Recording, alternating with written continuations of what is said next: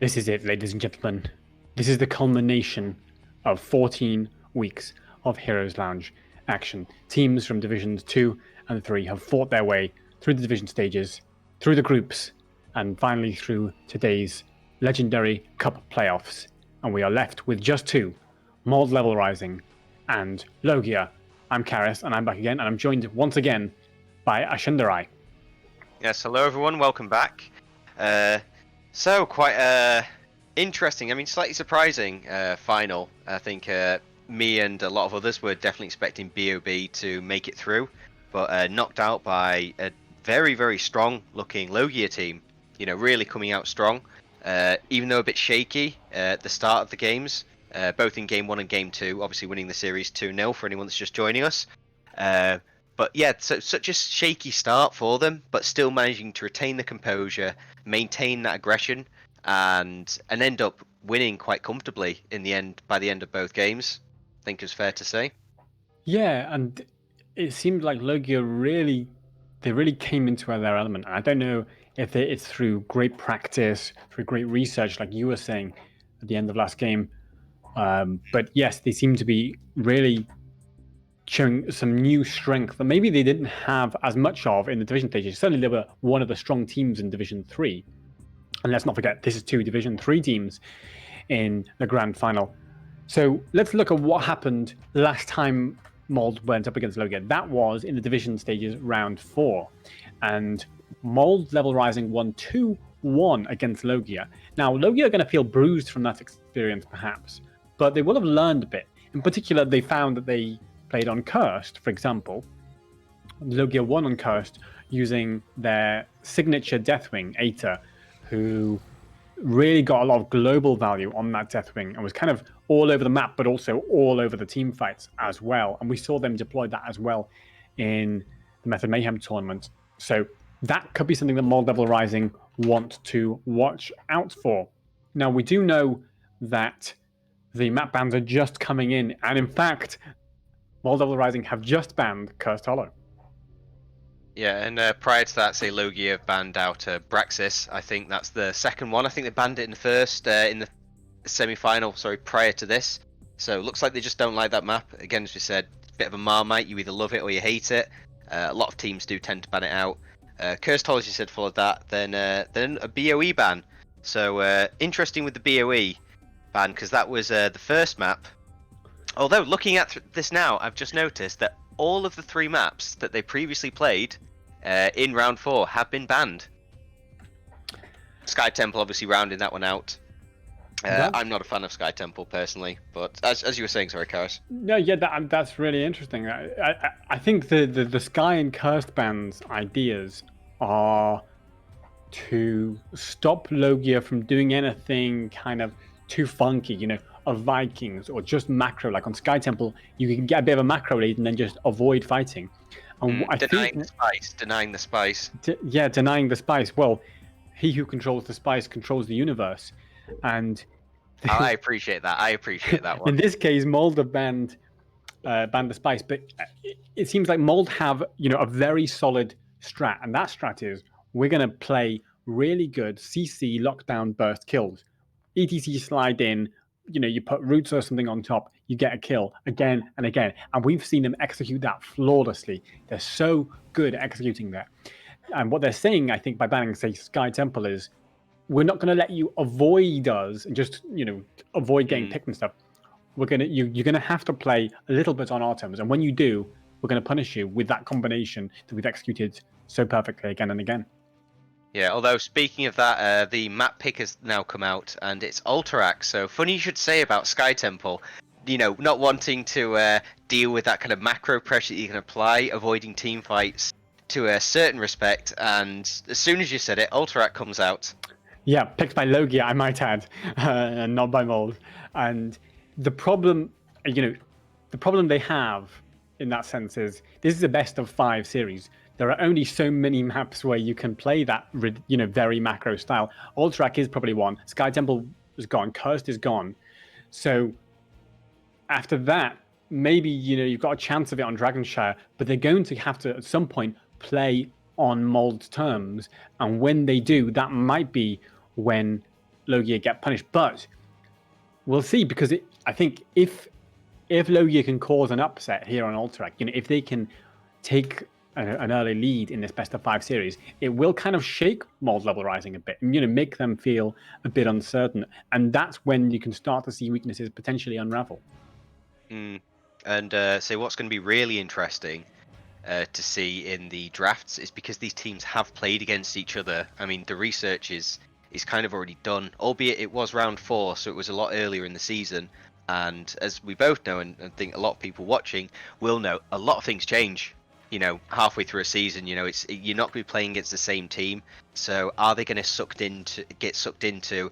Oh, we know that they played this. Then let's look out for it or ban this. Or are they going to have done their research on the more recent games and say, oh, that's changed since we played them? So we'll see in the draft how similar it aligns to what we saw before, or if they, have been paying attention to any changes. And something you mentioned, I think, earlier when we were actually taking a break, was during that round 4 game, because it was a later start. Was there was a patch that came through after game 1? Yes, I think so. I don't remember the details of it. Yeah, but maybe you remember the details more. I think yeah. When I was talking through it, it was. Oh, it's a different game. It's just been pointed out to me. So completely disregard that, and let's go to your thoughts, Karis, on how do you think the team's going to approach this? Well, watch out for this Deathwing, because I think it's going to get. I think it will get banned by Mold, but if it doesn't, I'm expecting to see it from Eta here. We know that they love to play that Deathwing, and they're so strong in it, and it's because they're playing it both as a kind of global and as a very team fighty focused hero, and that's critical to their success with Deathwing so far this season. So we may see that Deathwing banned, but of course that leaves open other kind of global ideas, other kind of macro ideas, and it's going to be interesting to see how well Mold respond to that. I assume that is the way L.O.G.I.A are playing it, because otherwise they probably wouldn't have forced, it wouldn't have picked Alterac Pass if they weren't, if they weren't hoping to play something a bit more spicy. Yeah, and I mean, you'd always think, picking a map like that, they've got to have a plan, or something maybe outside of the box, or at least something very well rehearsed. So it was such a fast pick.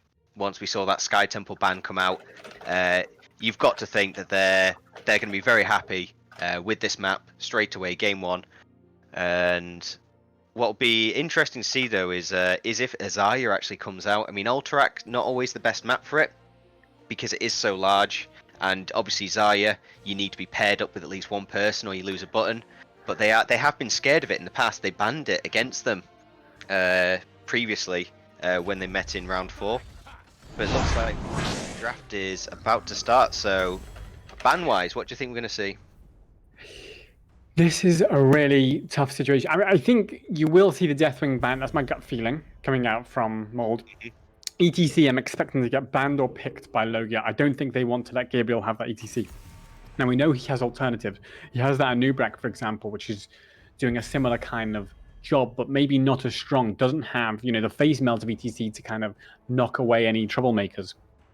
So yeah, it's very committal to the blow up, and lack of peel obviously would potentially hurt them. First bans are coming out though, so we have an Abathur. So again, like denying the spice. Obviously, Abathur on this map incredibly strong, paired with any hero that it enables. And unsurprisingly, we see Meta Cassia ban.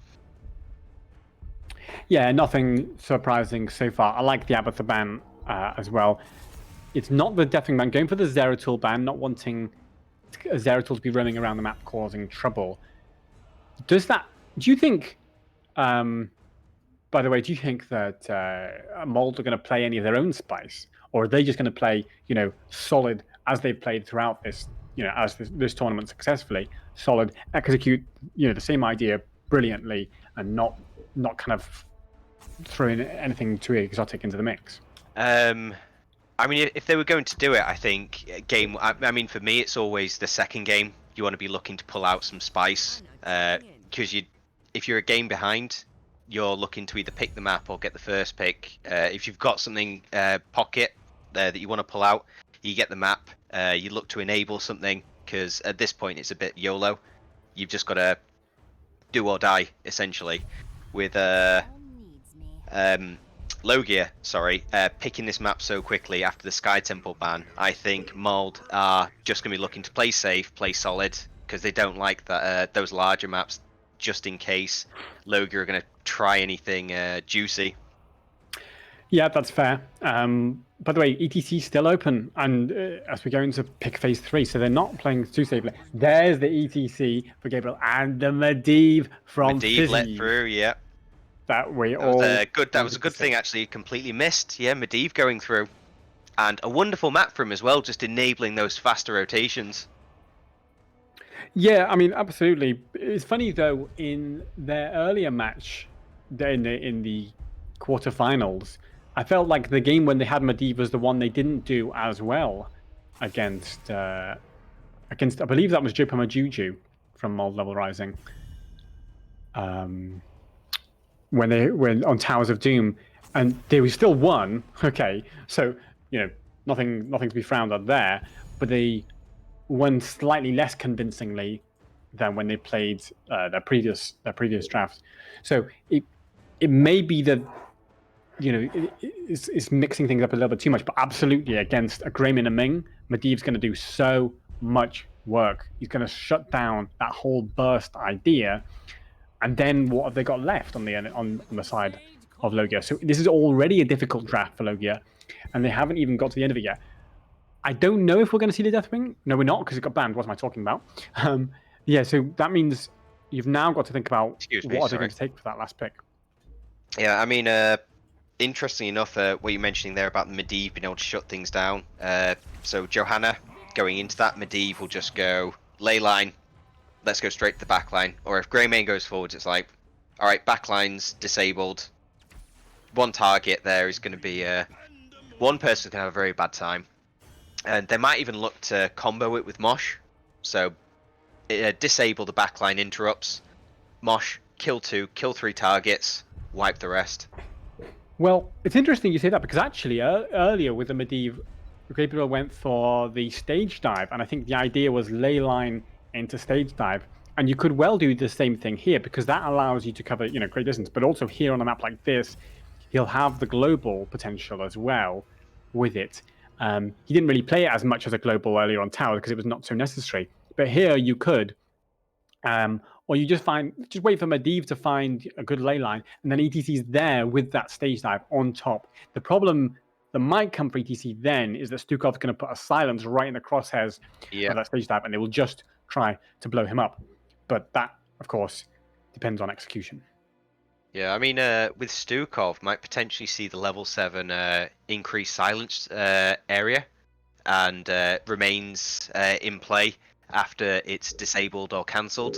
So anything like ETC coming out, just to boop and prevent that silence, is still meaning that the Stukov, the silence field there, is getting value. It's something I've been punished with a few times. Don't know about you, and I think it's becoming more and more of a thing. And it's Stukov here is a really nice pick. I really like it. Yeah, absolutely, and it's. I think he's going to do a lot of control on the portals. That's going to be so important, controlling those portals. That's what Stukov.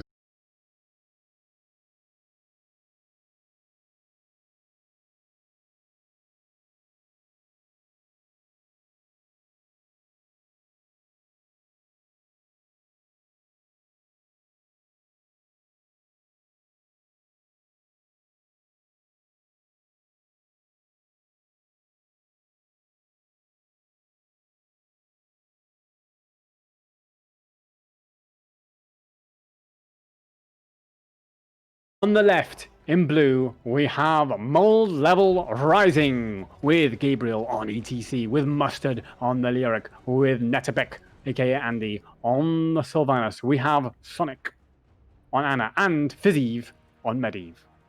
Yeah, so on the red team, L.O.G.I.A, we have Shea playing Johanna, Aita playing Chen, Telalol playing Li Ming. I should have tried this before. Stukov played by my Nitu Io, and my Thraldwin on Greymane. I hope I got that right. Now, am I right in saying that Naito Neo was not in the semi-final there? I don't remember. I don't remember the name coming up. I mean, I was looking through to get the stats from the previous game, and for some reason, I was unable to bring it up. I think they had a different support player for the semi-final against Banderbrush. So, slightly changing up their roster here for the grand final. Fizz going to the bottom lane to kind of flirt with Chen there. Goes into Raven form, but has running 3 stacks so far. Level 1 talents, of course, are in, as Portal Mastery for Medivh. Not so surprising there. Prog Rock for ETC, and Mighty the Banshee Queen for Sylvanas. Yeah, and I think that's a really good spot there, by the way, because it seemed to be... Oh. Yeah, for the previous healer. Oh, it's disappeared again. Sorry, continue. I'll be back with that in a sec. Okay, well, while you look at those stats, I'll just tell you that both teams are going straight away for that siege camp as early as possible, because the sooner you cap it, the sooner it respawns, and they're going to get those camps rolling down the mid lane at roughly the same time. Now, the clear is probably slightly better in favor of... Oh, L.O.G.I.A gets jumped on by Gabriel there. Takes a fair bit of damage, but does have the upgraded Iron Skin at level 1. Will keep him well and truly healthy with that shield. By the way, we didn't talk about Ether Walker for Li Ming at level 1. Slightly unusual. Going to give him a lot more teleporting potential. Oh, Joanna, no Iron Skin available. There's a massive healing grenade. Keeps Shia pretty low, but Gabriel's going to get pounded a bit by Stukov and Greyman. Got to start thinking about getting back. The Li Ming has a volley available. And it hits! What a volley! What a volley. Brilliant play from Telelol on the Li Ming. A great anticipation. And not really much you can do at that point. Orb to the face, and we'll see if Li Ming does want to commit to like full teleport and missiles. Just looking to say get a bit more poke, a bit more single target, not looking to get away. But it looks like this orb picked up at 4, kind of more of a standard at the moment since the changes a while ago. Oh, looks like Fizz is getting dived on the back by Chen. Is Chen in trouble? Stagger comes out. Uses the stagger. Use the shield, will be okay for now, but if ETC catches, no, the slide used on Greyman. Instead, they're changing target, they're going for Thralduin. In comes the Medivh, there's a sleep from Anna, hold him in place with the grenade to follow, and Thralduin falls. Massive. That Chen going a bit deep, and then Greymane just being punished. Perhaps Greymane could have backed off a bit sooner, but huge rotation. Really well done from ETC, and then Anna following up with that sleep, more so confirming it. But making it much easier to complete that. Now at the top we have Ming putting a lot of damage onto L.O.G.I.A, and there's lots of action going on everywhere here. Yeah, that's the thing, is that all over the map. Again, both teams going straight away for those siege camps, getting them rolling again at roughly the same time. Slightly earlier cap there by Mod Level Rising, and that will be met with the cap by L.O.G.I.A in just a second. I was just going to say Sonic on the Ana, absolutely devastating, really knows the healers that he plays. And we've seen him, be terrifying on Stukov throughout the season. Here he's playing Ana, and that sleep and grenade was so perfectly timed to secure that Greymane kill earlier on in the bot lane. And interesting about Stukov, opting for the spine launcher, so just wanting to keep his distance. Which isn't really surprising considering what you're going up against there. And then just going with a bit more of a standard healing build. Not the increased lurking arm duration, the AoE on it, sorry. So it looks like just wanting to play super safe at the back. Chen and Medivh still scrapping a bit at the bottom. Just pointing out as well, Medivh has 19 stacks. So halfway through Master's Touch. Yeah, halfway there.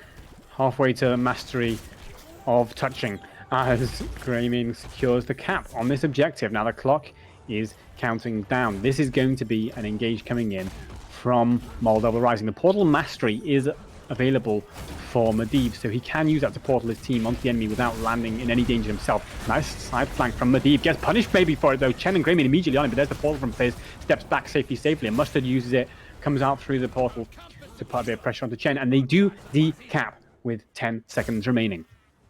And this is where Medivh starts to really get massive value. So there's the small areas there and the portals between the two, and as much of that is just granting that whole field of vision and it's not like you can do anything about it. He just annoys you by being there.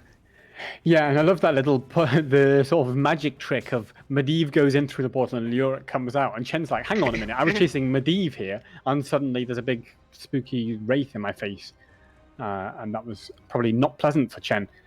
So really nice play from the portals from Mod Level Rising, really knowing how to use them to their full advantage as Tellalol gets a nice flanking orb to the side on ETC, and level 10s are secured for both teams. Yeah, and it's exactly what you kind of expect. Go for the throat on Greymane, so they are just looking to blow up one target straight away. But we see Chen getting nice and aggressive there. Ten's just picked up, Leyline coming out. Hits 2, hits 3. Chen is there. Medivh looking to follow. Just not looking to hard commit and follow up on that Leyline, but Ming is going forwards and aggressive. Stagger out on Chen. Yeah, and he's been given the grenade, manages to get away, doesn't have his ult for another 4 seconds because it was put on short cooldown. There's the silence to zone the Medivh. Absolutely huge silence on the end of that portal from Nito Inuyo. But Lyric gets killed there by the Greymane and Li Ming chasing. That's reset the Ming. There's a protect from Medivh. Now, can Chen get his ult shot? Absolutely huge, but does get interrupted, and Gabriel steps back to the fore. In comes the Q from Fizz, puts a bit of damage, and now the objective will get capped by L.O.G.I.A. I mean, that was fantastic there. I mean, it didn't look like it was going to go great, but maybe a bit of miscommunication with the Leyline coming out, or just wanting to prevent that cap. Just didn't look like there was any kind of follow there. The team just wasn't in position. Maybe there was a portal due to come out. Just seems like miscommunication as much as anything else. So ETC looking to push them back here before the objective comes in.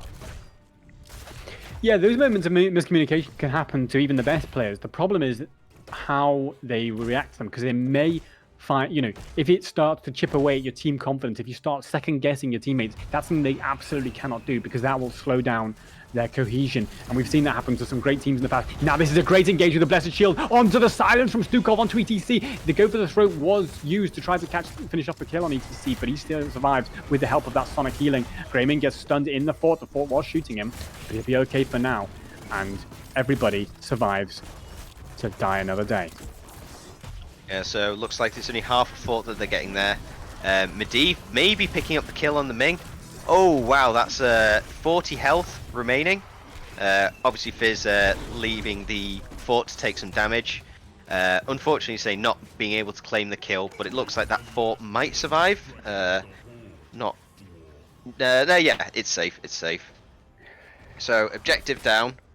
Both teams, I say at the moment, ML looking to get that camp immediately, a lot faster. So the minutes will start to, the seconds will become minutes in terms of camps being available. So they might get a bit more advantage later on. However, both camps picked up about the same time. Yeah, again, both of these teams understanding the value of the siege camp on this map. I think, that's something definitely showing high-level play for both of these teams, really understanding the timing of the camps and the macro and how to make the best use of it. Yeah, so, and a really nice play there, like realizing that the fort is low health, to just commit 4 up there again safely, because they know Medivh is around there, and you can think you're fine, and suddenly you have 5 people on you from nowhere, and really good taking it early to get that extra trickle XP for the rest of the game.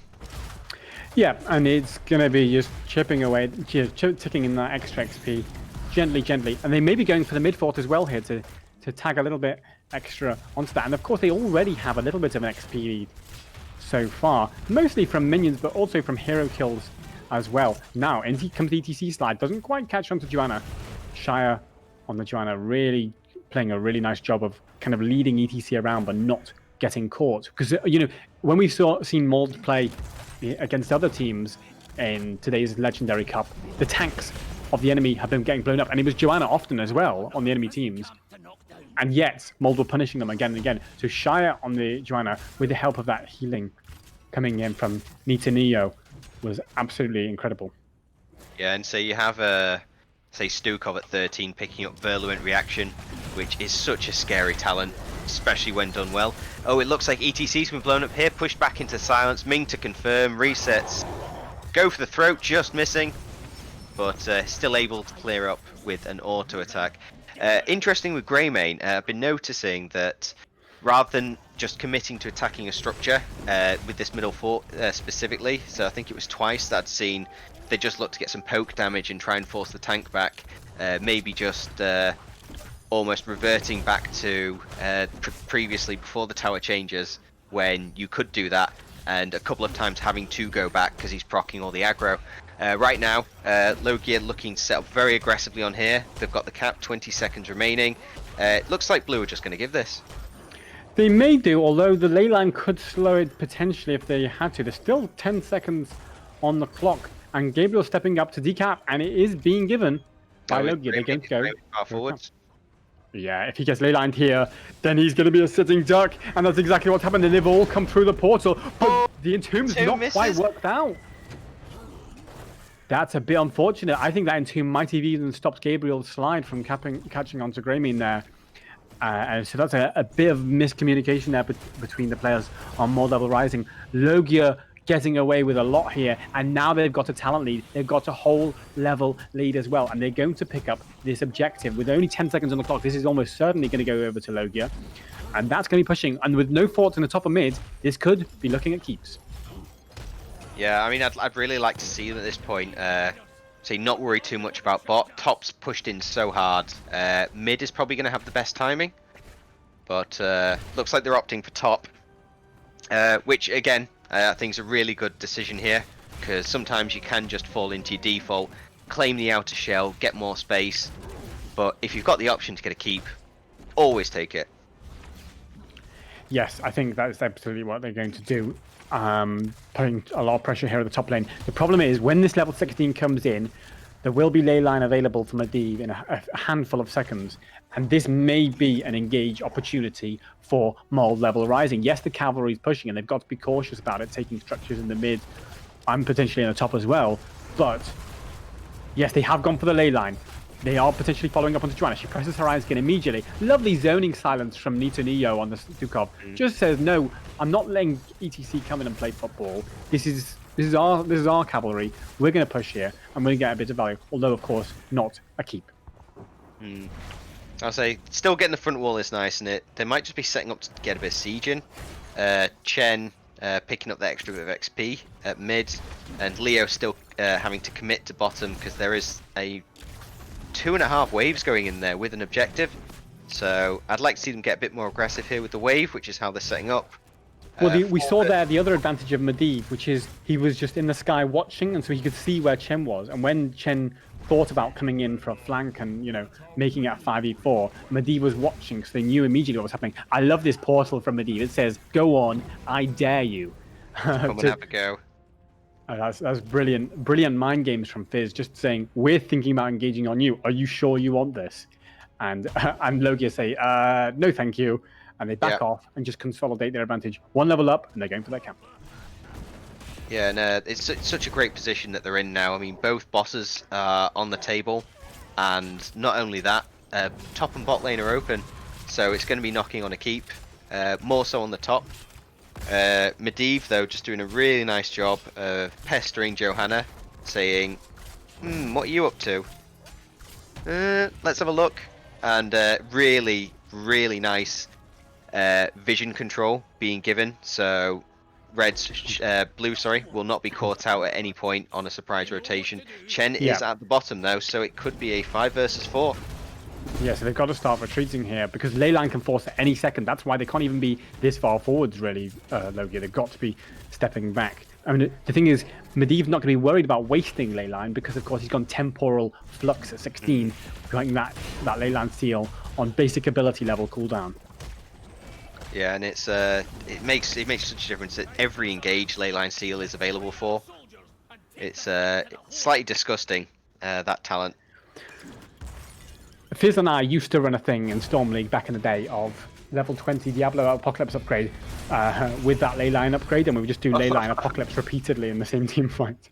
That was fun times back in the day as ETC steps up, and of course this is the time when molds want to force before the 20 is picked up by L.O.G.I.A. L.O.G.I.A could just back off on Soak if they wanted. They've got a little bit of pressure in the bot lane. That's an Entomb onto Greymane.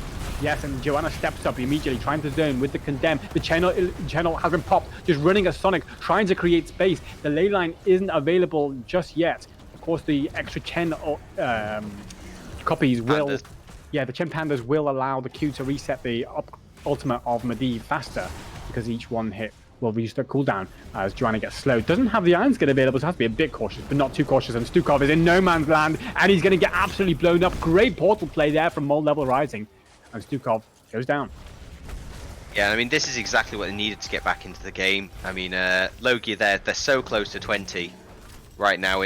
It's almost, well, it is kind of worth saying that they could have just backed out for a bit. I mean, it's 50-second timers. Oh, big invades.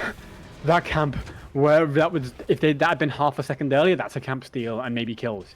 So very fortunate there for L.O.G.I.A that they capped that camp so quickly. So Yeah, 20 in though. Yeah, they do have the 20, but about what you'd expect. But still, they don't have Stukov, no healer, and no silence, quite crucially, against that Medivh and ETC. The silence has been so important for them from the Stukov that, you know, if they don't have Nito Neo available to control like that, that means they're going to have to give this objective. It's going to get the cavalry rolling. Yes, the camp's putting a lot of pressure in. Wow, that wave top, by the way. L.O.G.I.A's going to try his best to clear. He's lucky they focused him, I think. Yeah, that's just in time for Mustard. I suppose the good player is always lucky. Brilliant play from Mustard to get there, I suppose, in time and stop that wave from doing any damage to that keep, because that was a big wave. Could have done a lot of work. But now the cavalry is in Mold's favor, and they will get themselves level 20. Yeah, and it's really, really good they were able to claim that. The Stukov kill being so vital. Oh, it looks like they might be setting up for quite an aggressive defense. But now, say, Mold having those two objectives pushing in, top and mid, and it is 17.5 minutes in the game, so they have started scaling a lot stronger now, and they are going to start hurting. Looking at a very aggressive engage here onto the Johanna. Iron Skin comes out, Leo kind of sniffing, but says, nope, don't quite fancy this one. Medivh doing a very nice job of scouting. So one of the are they going to force it? I mean, they may well, because one of the difficulties with for L.O.G.I.A now is basically at any time, oh, what they do indeed, they slide into on Greymane. There's the sleep to follow. The grenade's nasty, but that's a lovely counter silence from Stukov. Oh, but the Entomb is absolutely destructive onto 3 members. 2 are already dead, and that's going to be 2 members. And there's the lane. Portal to follow. There comes Lyric onto Li Ming. Beautifully teleports out with that teleport level 1 as well. And so Ming will survive, and Mustard might fall on the Lyric, probably not. So it is 2-0. But yeah, that's exactly the kind of engaged mod needed. And by the way, there's the ley line again! There, Medivh keeps trying to to Stukov. No, Stukov's got to leave Ming and just run for his life. Lovely silence. There's going to get opening into that portal. In comes the ETC slide. Is he going to get caught? Yes, he is. And at top, a huge wave coming in. Yeah, I think Chen will be in time to defend that. But these engages... Okay, so there's lots to discuss there, but what I was about to say before all that kicked off is it's very difficult for L.O.G.I.A to split even in the slightest, even when they're really far back, because portals plus ley line allows Mold to engage basically whenever they want, and they just reset the ley line if it doesn't pay off. So it's something that L.O.G.I.A have to be so careful of, and we saw it executed to perfection there. And of course, the follow-up was there with an absolutely just disgusting entomb there. And there's more than that. It's like as if the portals and everything else wasn't enough. Both Sylvanas and ETC have taken Blink. So just in case we weren't in range initially, there's a cow on top of you. There's a Banshee Queen. Yeah. So it's almost like rubbing salt in the wound at this point. Yeah, and so the game plan of Mold Level Rising is very much, we'll engage whenever we want, and you can't necessarily engage whenever you want because you have to commit heroics to do it. And you can also, and we can also deny with ley line and portals to run away. And that means that Mold Level Rising effectively can split up whenever they want to clear, but L.O.G.I.A can never do that. L.O.G.I.A feel obliged now to go as 5, because anytime they're not as 5, Medivh will be watching from the skies, and he will bring his teammates in, and they will get kills. So it's just a terrifying situation if you're L.O.G.I.A, who looked so strong throughout the first 15, 20 minutes of this game. And now they feel like they're on the back foot because of that engage potential of the Medivh. It's incredibly tense here in game number 1 in this best of 5 grand final. Yeah, now camp just being collected here. Nice bit of pressure applied to mid. Probably cleared up reasonably quickly. But we'll see how they set up. So the objective is available at the moment, 50 seconds on each side. L.O.G.I.A looking to start it and get aggressive. Medivh running up to top, I think just to do a quick scout, checking out for any potential boss plays. Yeah, and I big think wave at top though.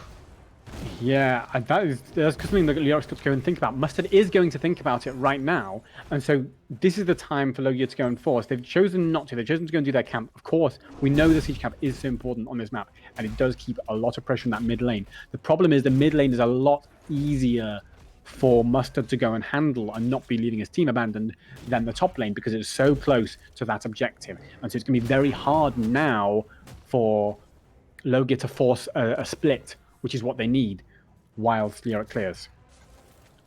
Yeah, so here we have Chen looking to start the cap. Well, just doing a nice job of zoning them away. Medivh just kind of floating around as usual. Fantastic vision being given. Johanna looking to start. Obviously, no real commitment there. I think they're just trying to force them away. Although Johanna does pick it up. I say ETC not opting to go there. I mean, part of the team was split while looking to clear. So, looks like they're planning to hold it for now. Let's see how Medivh sets up. He's going to look for the ley line. He's trying to find the back. I think he wants to split them half and half, just create maximum trouble here. Thinking about landing. Chen's been silenced in the middle of his ult, so he doesn't have it, and then he's in an entomb, and Leyline is separated his teammates. Chen might be going down in this entomb, self-scrolling to follow. There's the shield, can to be set alive, 295 HP. The stagger, the heal is not enough. Chen has died, and that's absolutely savage. And Bosch Pit's back up, by the way, and now they just portal through. They're looking for that Joanna. They can chase endlessly with these portals. Joanna's going to fall next. She has gone down. 2-0. Dukov's in a world of hurt. There's the shove, trying to keep Sylvanas away, but it's not enough. And there's the Leyline to catch onto more. Li Ming stopped for an eternity, perhaps, or maybe just for 4 seconds, but that's enough to catch Sylvanas onto her, to get more kills, to catch the Greyman as well, who's going to make it 5-man team wipe in favor of Mole Level Rising, who are looking dominant in game number 1 in this best of 5 grand final. I think this is a game here. I mean, 23 minutes in, so they've left Leo on there, I think, just to go safely. But you've got Sylvanas, you take the keep. I know it's still got 40 armor. 40 armor still left after 1 keep down. Then, I mean, maybe a bit of hesitation there. I think they still could have taken it, being at 23 minutes in and the core not scaling anywhere near as much, not into level 23 in any case. But they are just looking to play it very safe. Again, can't argue with that. I think they're in a winning position here. Well, don't forget that with Medivh, they don't have much core damage. Like, Medivh can't do anything to the core. ATC can't really do anything to the core. L.O.G.I.A can, but he was the one at the objective with no health, trying to secure, keep the objective secure. So they're just going to secure this objective and say, this is fine. We've got an objective, a 24-minute objective, I might add, and we're just going to push these lanes. We've already got a keep, and we're going to clear top, no problem, and we're just going to probably push with our cavalry, get another keep, maybe get a 3rd keep, and if we get any kills or a good engage with the ley line, it could be game. So Greymane was kind of setting up in the middle, and then obviously thought, you know what, I think I'll just better stay with the rest of the team, because otherwise Medivh's going to do stuff again, and it won't be fun. So we have all the lanes pushing out quite nicely, symmetrically, apart from top, slightly behind. Leo looks like he might be setting up to meet the team, although from here it looks like they're just looking to push both lanes. ETC slide in, Johanna Iron-Skin denying the sleep. Objective half health, Leyline comes out. Catching 2. Portal over the wall. Chen pops his ult immediately. Counter engage onto Medivh with an absolutely huge stylus from Stukov. Fizz massively gets away there just by, I think got knocked away by the wave of force. In comes the ult from Ming. Yes, they are chasing Sylphs to follow. And they're okay for now. But the mosh pit onto two members, there's the silence to interrupt it immediately. He does have death metal though, so they've got to be careful about killing that ETC. Lyric gets shoved into the wall. And there's maybe counter kills here until Lyric already won. Sylv maybe, there's a protect from a deep, but the cavalry finishes the game. Yeah, that was well, it's almost like seeing L.O.G.I.A. Mold was doing a L.O.G.I.A. in the semi-final game. You know, not as strong early mid game, and then taking the fights that they want. Obviously, it was all built around that level 16 Medivh. That's all they needed to do. Just wait for that, and L.O.G.I.A. were obviously looking to try and push in and get that top keep. But by this point, 16's already been hit, which is really scary when you think about it. Level 16 is our win condition, even on a map like Alterac. Fantastically played though, really, really well executed, and not panicking as well. Like losing the two forts very early, still maintaining composure, sticking to their game plan, and yeah, very, very well done. Yeah, this is brilliant from Mold Double Rising. They didn't crack under the pressure, as you say. Like L.O.G.I.A. looked so strong at the start of that game, but Mold were like, yes, we know we're gonna take a pounding, but we're ready to give it out once we get that level 16 on Medivh. And the ley line sealed again and again. And I just don't know what L.O.G.I.A. can do in that situation, because basically if the ley line hits in the right way and they get the good engage with the portal, then it becomes a massacre, and Chen gets isolated from his team and killed, or they just they engage on the backline and kill them instead. If it doesn't hit, they just reset and go again, and that's something that's really difficult for L.O.G.I.A. to deal with. My guess is their approach will be ban Medivh. Yeah, I can't say I disagree with that in the slightest. It wasn't as much the Medivh plays going in there, but the ETC follow up every time, any target it was, even if it was Johanna, forcing that Stukov silence out, forcing Li Ming wave of force, making all these tools that they'd like to use more aggressively, defensively, and again, just so well done and executed. Brilliant play from Mold Level Rising in game number 1. And let's not forget, that was L.O.G.I.A.'s map choice, and they seemed to have the initiative, and it just wasn't enough. The question now on their minds is going to be, we've in their 4 games against Mold Level Rising so far this season, they've won 1 and they've lost 3. Are L.O.G.I.A. going to start to crack under the pressure? Are they going to be thinking, can we do this? This is where the psychology will come into it, and where the teams will need to have a level head, where they'll need to be on the same page, where they'll need a great shot caller and great team spirit to hold themselves together in this grand final if they're going to have a shot at beating Mold Level Rising. Yeah, and I mean, L.O.G.I.A. are going to really be feeling that one, coming off a really solid 2-0 win. Again, starting each game from a bit of a behind position and finishing really, really strongly in both games. And then just kind of taking a pounding in that one. Everything seemed to be going well until level 16 hit, and just downhill from there. So L.O.G.I.A., I think, will definitely be feeling the pressure right now. Maybe a bit of bruising on the ego side, maybe a bit of overconfidence actually after the solid defeat of BOB. So yeah, it'll come down to mental strength, bit of mental toughness, pulling themselves up, saying, right, let's reset. Next game, next plan. And speaking of next game, looks like we have a pick of Dragonshire. Yes, Dragonshire picked by Mold Level Rising. So for those of you who maybe are new to Heroes Lounge, the way it works is the loser of each game gets choice of map pick or first pick for the next game.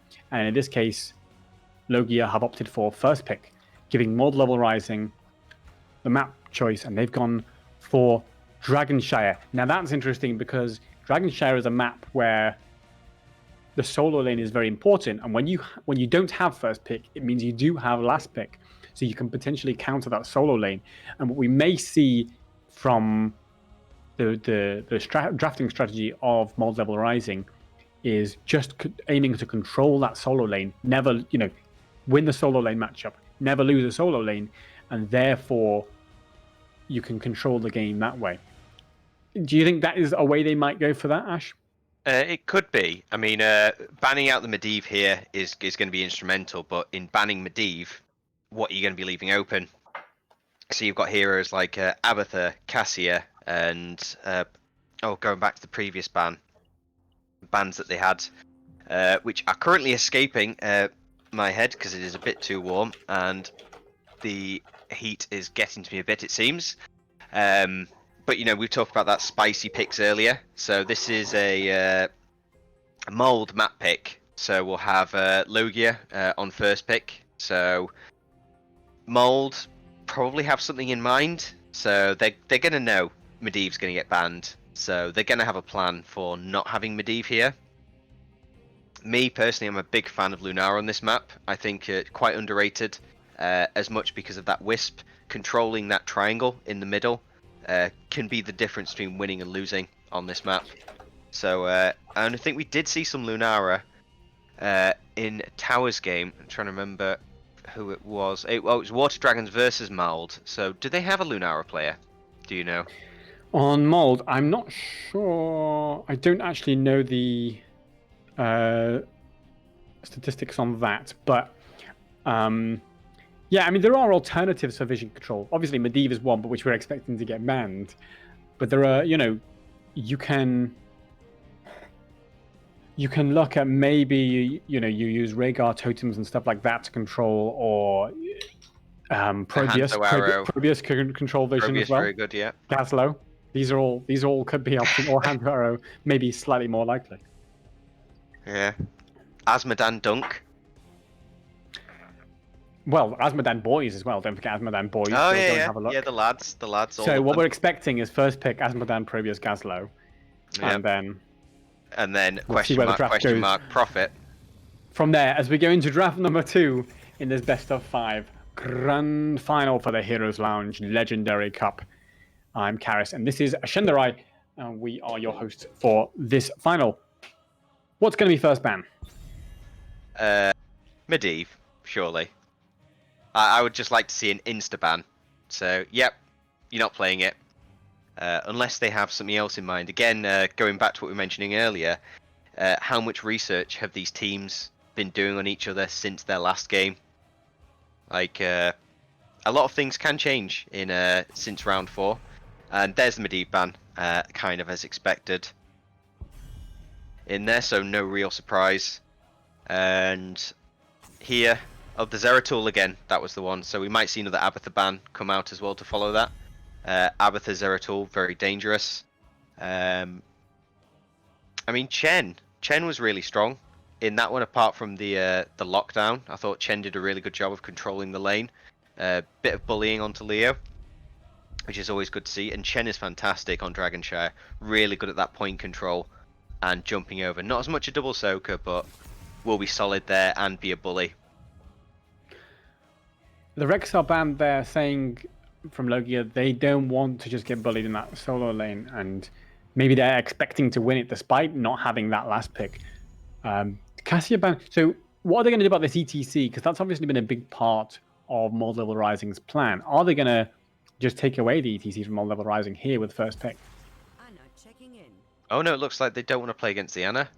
I mean, oh, there's Urel there, so obviously Rexar being banned out means Urel is very much open, and it's really it's good to see offlaners being picked up earlier than last pick. Typically always been picked up late. Who can counter each other the best.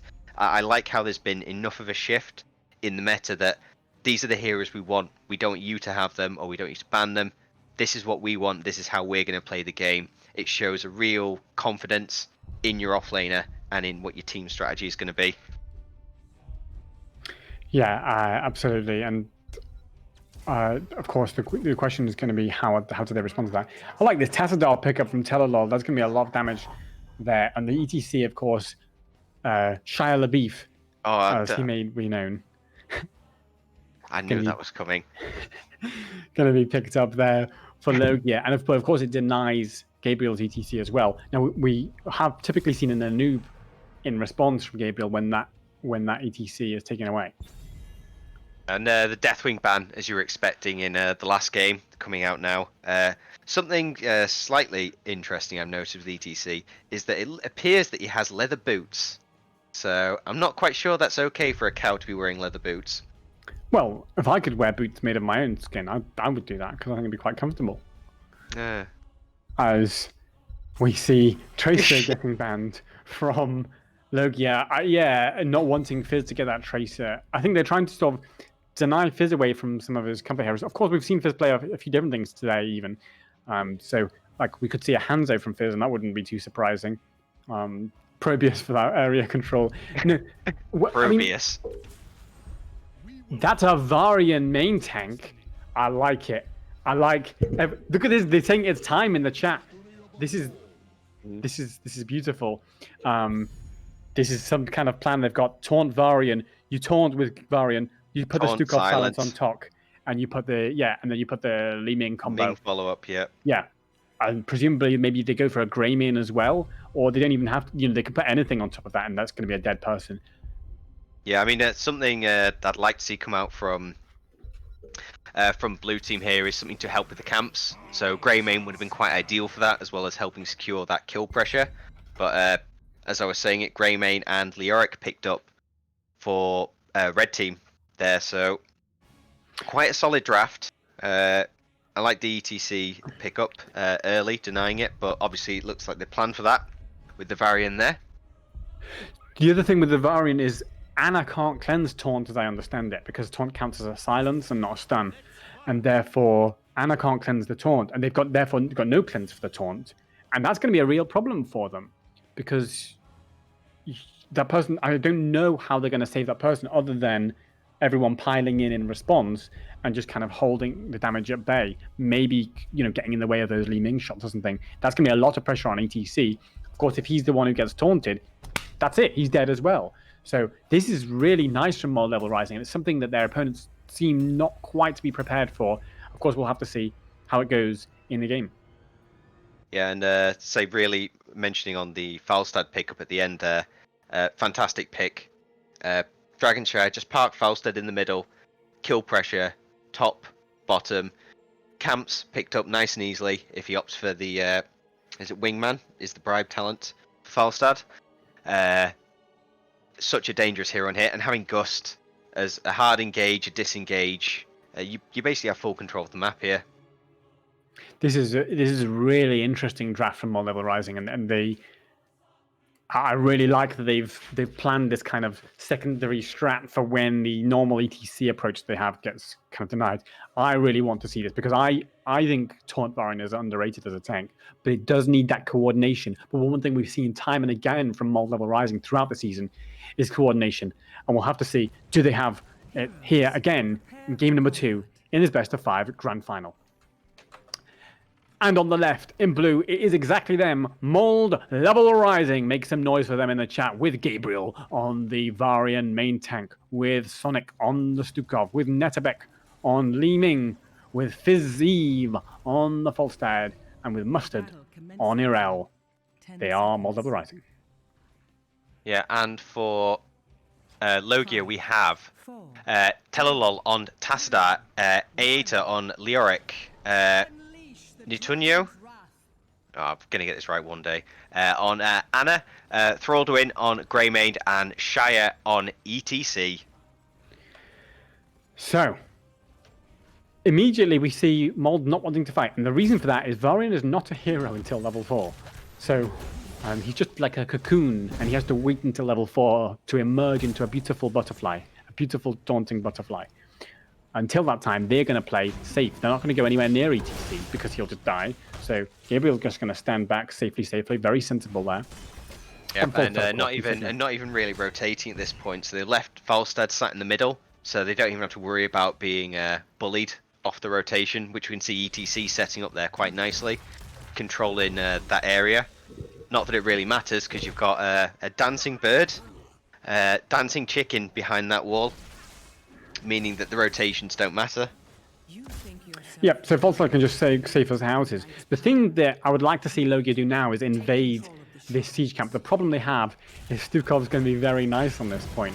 And this is where we see the Sonic Stukov that that some of us have been asking for a long time. It's going to be very nice to see. Can Sonic control this point? We do have Leo in range though.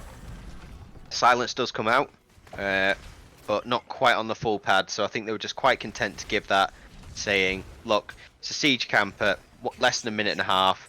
What's the worst thing that happens if they take it?" Yeah, I love everything about the way Mold Level Rising are playing this so far. Knowing the strengths and weaknesses of their comp, knowing the timings.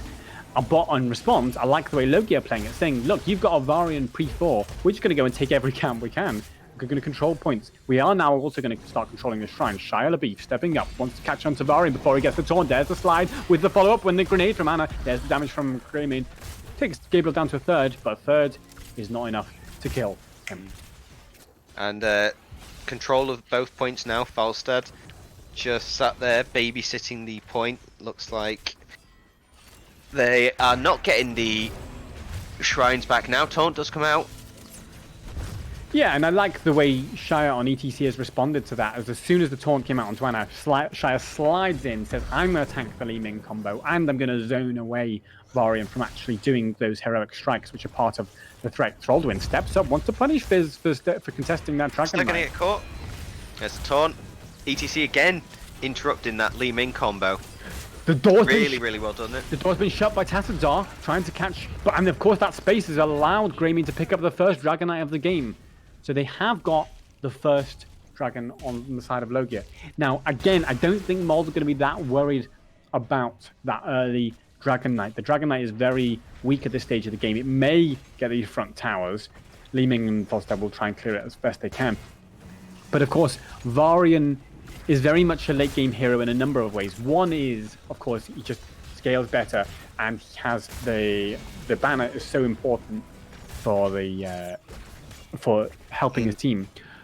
But also, that kind of single target taunt kill up blow up combo is more impactful in the late game when you can just find a kill and secure a whole game advantage with it. So yeah, and it's such a low cooldown as well. You can just throw it out on a maybe kill. Yeah, exactly. You don't have to fully commit to it. I think that's what people. Well, that's what I like about taunt combos in particular. Of course, like I say, it does require that coordination, and it will require the Falstad being with them to follow up. So far, Fizz has been soaking in the mid and keeping up on that soak, which is why they've not been, getting killed with the taunt so far.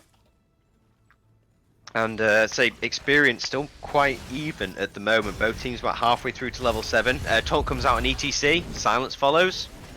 Belioric's here to help zone. Aeta's rotated all the way down to the bot lane. Of course, that means he's missing a sizable wave of XP in the top. So, yes, they got the rotation. Yeah, ETC survived, and they got a little bit of fight advantage. But they did miss XP for that. Belioric goes up. He will soak the next wave. And we have Tastar just looking a bit far forwards there, but still able to move backwards. No tank in range. I think if Varian had been around that point, Tastar might have been in a bit more trouble. But still quite safe there. But again, stepping up a bit far. Trying to maybe keep that giant there. The rest of the team coming in. And that's 5 there. Falstad just looking to finish up that camp. Fly comes out. Yeah. It was cancelled even. Oh, okay. Cancel. Okay, that's interesting. By the way, ETC went down to half health without even a taunt being cast there. So that's something. The other thing that ETC's got to be careful about is just taking orbs and falling low before the fight starts. Because if he's on half health when the taunt comes on him, he's dead. No questions asked whether Falstad's there or not. So he does have to be cautious about taking that poke. And of course, that orb reset at level 4 from Ming is designed to poke at ATC, poke at tanks. Keep chipping them down for free. There's a taunt onto Greymane with a follow-up potentially from Li Ming. There's the Stukov silence, but now there's no taunt available. This is where you can punish a Varian. He doesn't have the Victory Rush up for a few more seconds. They need to kill some minions to get that back up and running. And this is the other thing about the Mold Level Rising comp, is because of the way Victory Rush works, you want to be fighting near waves all the time, because that gives Varian such insane sustained heal. Also burst heal in a sense, because it is a big heal from the Victory Rush. But it needs the minions to be dying to reset that. Yeah, otherwise it's such a good. Yeah, and it's such a good pick for Dragonshire because you're fighting so close to minion waves when you're on the shrines, namely the bottom one. Right now, near the minions there. Is he going to be able to get out? War comes out, fantastic, locked in. Silence comes out, Varian survives. Oh, and that's just incredible. I thought he was dead for sure because the Ana grenade was so perfect. The Tazadar wall shut the door. And if they can't kill him in that kind of situation, when are they going to kill him? Because everything was perfectly executed there by L.O.G.I.A. Yes, he had the protection eventually, and that saved him from quite a bunch of that Tazadar damage. But it's going to be, you know, later on, Varian's going to get the bonus healing banner on top of everything else. And that's going to keep him even more alive. So if they're not killing him now, there's something they need to be worried about. And ETC in trouble. Yeah, silence to follow. Silence And they out, do false secure the dead. shot. Yeah, lightning just securing that one. But with the Varian before that, the time that they had to kill him felt like there was an extra 1 or 2 seconds because that wall was so perfectly placed that I don't feel they would have had at any other spot. So if anything, they had more damage there. Oh, is there going to be kill here on the Ming? Tassadar just doing work. Gets haunted by the Varian, gets punished by the false as well, but no, that he doesn't die. And of course, Ming did die, as you pointed out, in the bot lane. So that's a nice trade there for L.O.G.I.A, and it's a completely turned the dragon, who was looking very blue. Now he's looking very red. False up, fires to the bot. Goes for the Gust on Tass, followed up by the taunt and the Stukov damage, and that's going to be a dead Tassadar. Lovely execution there from Volstad. Yeah, huge fly in there, just spotting Tassadar a bit out of position. Gust being available. You know, Varian's going to say, thank you very much. I press R. Everyone else cleans up. Now, one featurette of that is that the Gust, which is one of their main Mosh interrupts, is now down. I wonder if this is the time for L.O.G.I.A to force a fight once Tass respawns, which he has. They could try and fight and use the Mosh, because of course Varian has no ability to interrupt the Mosh pit. It's always going to be on the Li Ming or the Stukov. So now that Falstad's Gust is down. So maybe they will, but they don't have the 13, so I think they're going to step back. And potentially that might mean giving the Dragon Knight. Yeah, it looks like Leo's doing a fantastic job at the top, denying Yrel chance of claiming the top altar. So Spooky Hand was missed, now lands, I think, otherwise I'm just imagining it. Bottom still being held, they're trying to stall for 13 here. Yeah. Yrel and Leo just dancing around at top. Falstad has everything back up, including the Fly and the Gust. So we could see Falstad make a play either the top lane or the bottom lane here to secure either shrine. In fact, he's going to go for some soak and just guard that Dragon Knight for now, because of course both the points are temporarily at least controlled by L.O.G.I.A. Half a level lead so far for mod level rising. They're going to step onto this bottom shrine stall. That's a nice slide from ETC onto Varian. Of course, he's going to get taunted in response with the minus healing from the Mortal Strike, and the roots come out from Stukov. ETC pushes up, but in comes Falstad with a fly available to secure that kill on ETC. Actually, he's still alive. He's run away. No, he has. He's pink. Well, that's definitely one way to interrupt Mosh, is kill the cow before he casts it.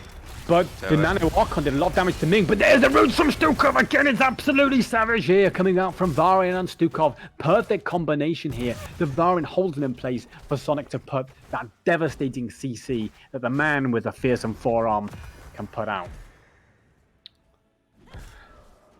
Yes, Leoric's still controlling that top shrine, so not too much of an issue so far for L.O.G.I.A. They won't give a dragon, but the kills are just starting to creep up in favor of the blue team. Now it is an auto-attack Leoric who can trade very nicely against Yrel. Uses his Wraith Walk to think about going away. No, it was a bait all along. Now Grayman's arrived, wants to put pressure onto Yrel, try and force that ult. The Entomb is available, puts Yrel in a box. She doesn't have a jump available. Can Grayman follow up? Now she has to jump, gets away, and Yrel is fine without using that heroic critically. Yeah, and we have Tassadar immediately going to bottom. Thinking about going for the point and then saying, nope, I remember what happened last time, I stepped forwards. So just going to clear that camp safely. Varian Ming setting up there, and Stukov just about to join. Camp available, so Greymane decides to jump straight on that. Leo looks like he's getting a bit more passive now, tapping for mana. Yrel's quite healthy as well. I suppose they're just kind of looking to set up and bully a bit at bottom, try and get as much damage as they can out of the remaining half giant that's there. So it looks like it's another tower that's almost down, not quite. Falstad looks like he's sniffing for something on the flank, but nothing really seems to open up. They also have the 16. So right now, Logia's game plan is just get camps, consolidate, try to get themselves the 16, and then they're going to have a fight. And the fight is going to have to be properly full on because if it is kind of skirmish, taunt, Stukov silence on top, but doesn't quite connect everything onto ETC. Devarian minus healing was there, keeps them at bay for now, but they'll be okay. It's not, by the way, the spell power banner as I thought. They've gone for the Iron Forge banner instead, trying to survive an initial blow. Look where Falstad's hiding in this bush. He's thinking about the gust, but Grayman may have found him. Grayman found out the Fizz was there, but sort of ran away. I think not knowing where ETC was became a bit of a concern, and if ETC had rotated up through that choke and the rest of the team gone behind it, could have spelled a bit of trouble for the bird. But I like the decision there from ETC just to stay with the team instead of the chance for a kill. So, you know, really nice discipline. Oh, that taunt coming out, interrupted. Varian in trouble, shield wall. Yeah, he has taunted ETC in response to, and there's the roots again, and ETC destroyed. This is really brutal play from Mold-Level Rising. They just bide their time, waiting for the moment when they can get that taunt combo. And Varian may look like he's low, but he's got Victory Rush up in half a second, and then he just has to hit someone and he'll get a nice juicy heal, as well as the heal he's getting from Sonic. So right now, this is looking quite confidently in favor of Mold-Level Rising. However, the Leoric played by Ita is doing such a good job of controlling that top lane. It's not really ever going to turn into a Dragon Knight. So at the moment, their best bet on the side of Mold is to push bot. Falstad looking to chase, put a bit of damage on the task. The idea there is to put the slow to allow Varian to catch up, but it didn't quite work out. Yeah, so now you've got to be thinking as L.O.G.I.A, you know, how do we get back into this game? So they can't push into bottom. They're a level behind, just over, and they're just starting to get worn down bit by bit by bit. You know, next they could just look at taking the mid fort, just to really open up that mid lane, or just commit to getting that keep wall, and then just forcing errors until 20 when they can just look to be super aggressive. Top lane Gank on the top though. Yeah, Grayman rotates up looking for Mustard. There's the follow-up. Okay, with the bullet, they have managed to force the Arel ult finally. That's a 2-minute cooldown. That's a long time. Now is the question, can they make something happen before 20? ETC has to slide out though to avoid getting taunted, because if people are getting taunted here, they're dying because the follow-up damage is there, and more importantly, that follow-up CC from Stukov is there. Now, Anna can cleanse the roots from Stukov, but she can't cleanse the silence or the taunt, and that is turning out to be a problem. Falstad barrels away, gusts many away, and flies to safety. The dart, so that close. sleep dart, I think that whistled past Falstad's nose. Or at Yeah, least it still catches him as well when he's flying, doesn't it? So it doesn't change anything to do with Falstad's stats. So he's still targetable when he's flying on the board. Still be hit by things. Yeah, so very fortunate there. Now, Tasdar presses Archon. In comes the slide. They want to kill Varian before anything happened. There's the minus healing onto Varian. Build the Entomb to shut the door. Beautifully done there from Ita on the Leoric, who's been so important in this game in holding L.O.G.I.A in. And now they get the kill just before 20. Perfectly timed. Maybe they can turn it into a dragon, but they're going for the fort instead. They get the bottom shrine, deny any ideas of a dragon steal. Leoric's going to go to top to start thinking about that. It is an AA Leoric, so should be able to trade very comfortably with Arel for that top shrine, and maybe, just maybe, this is going to be a Dragon Knight for the red team. Yeah, so L.O.G.I.A, obviously listening to what I said, you know, digging deep, finding out, but we have here potentially Falstad going for the gank. Leo used Spooky Walk. Looks like he might fall here. Anna's there. AA value. AA value. Yeah, and of course, there's no tank here available for the blue team. This is maybe an overextension there. Beautiful wind tunnel from Falstad just stops any ideas of counterplay. And that's allowed Ning enough time to secure that bottom shrine. Perfectly disengaged there by Fizz on the Falstad. Yeah, so wind tunnel being absolutely instrumental there to keep Stukov alive, and then Entomb so close to catching it. I think it was half a pixel. And Stukov then just appearing behind it, waddling away after thanking his lucky stars. So camp looks like it's going to be taken there on siege. Top camp taken. very nicely. Urel looking to cap top. ETC just kind of aware that the enemy aren't showing on the map. Now that they have, he said, yeah, I can step into that bush. Taunt Varian, you know, any bush that's there, you've got to be wondering if there's no vision. Are they in there? Are they going to kill me if I step into it? Level 20 apiece. 5 kills for 2. Game 2 in the best of 5 Heroes Lounge Legendary Cup Crown Final. These teams are neck and neck right now. 1 fort apiece as well. 1 fort apiece, 5 kills for 2, 20 versus 20. Anything could happen at this stage. ETC has gone for the death metal, expecting to get top blown up. And that's the combo onto Varian, the silencing and tomb. And they've secured the Varian kill. Perfectly executed here.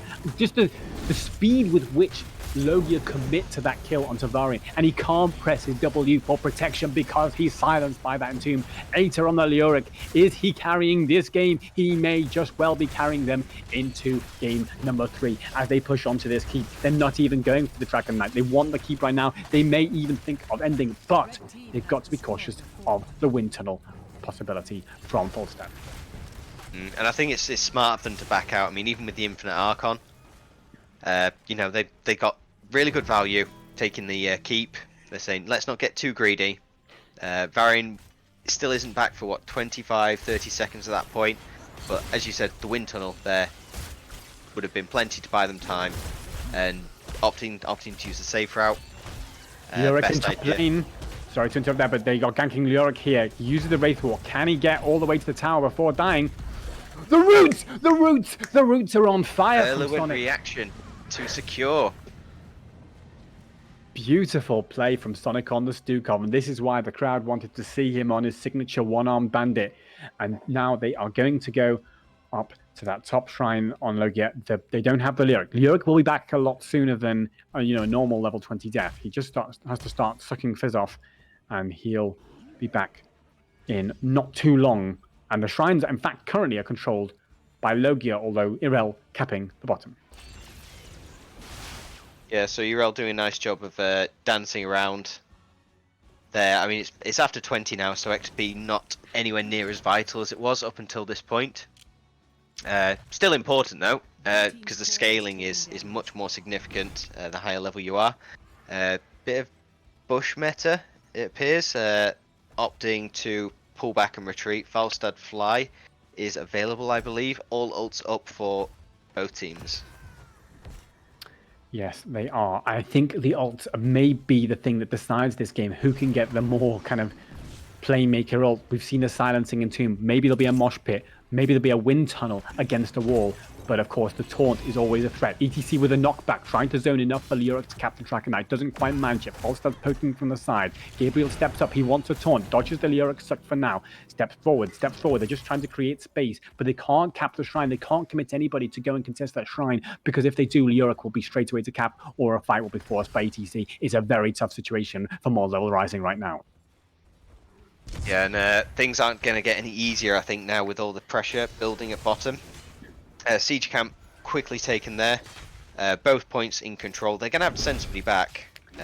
So Urel, not quite. I think she wasn't showing on map there, so they don't know. They've seen Urel on the top shrine now, and that's why they're engaging. And in comes the mosh pit, but it's been taunted and shoved away, and the wind tunnel to the side will keep L.O.G.I.A in control as well. They'll get the banner down, but the Archon has been used with nano boost, so they don't want to waste this. They want to get some value out of the Archon. Obviously, it's Twilight Archon, so if he can keep hitting things, he'll keep it going. But that's the problem for them. Grayman's going to get jumped on. He's going to get taunted. He's going to get locked down by the Stukov silence. But in comes ETC. This time, again denied by Sonic Shove. Pushes Shia LaBeouf all the way back to the fort. And that's how hugely disengaged to stop that mosh pit yet again before the 3 cowbells can go off. Yeah, Stukov. I mean, I think that's the play there. That I think both moshes actually were going to swing the fight completely the other way around. However, do we have Winions building up? We do, but there is a L.O.G.I.A gank in the top lane that is sort of going to create enough pressure. This is maybe a Dragon Knight, and the problem is this is a 21-minute Dragon Knight.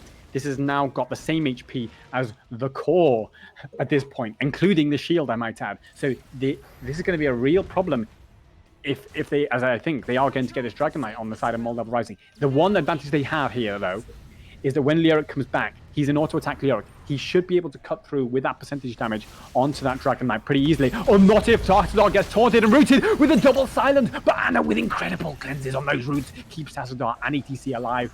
Nita Neo on the support, playing out of their minds here, saving both his teammates from an incredible taunt silence root combination. And now the Dragon Knight marches on.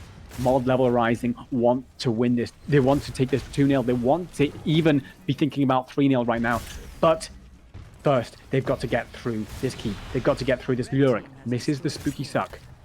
And now, a moment of calm as the Dragon Knight waits. Wave of Force knocks Greymane potentially into taunt range. That's another thing they've got to be careful of. Netterbeck potentially with the Wave of Force engages. Yeah, and you know, looking at the way they're sitting with the Dragon Knight, just looking to play really slow, appreciating the fact they've still got another 30 seconds, and Leo just looking to pounce. But he got blown taunted. up in response. Yeah, that's absolutely huge. The Twilight Archon has managed to do enough damage to the Dragon Knight to zone it off for now. If this is not a keep with a 22-minute Dragon Knight, that's an incredible defense from L.O.G.I.A. Absolutely incredible. And by the way, they've still got a Bruiser camp pushing in that top lane. Okay, the top lane... Just had a quick look at there. It's not going to scratch the wall, though. But the next minion wave coming in might take a tower. So, good value, but again, not a massive change. They need to really push back here if they can.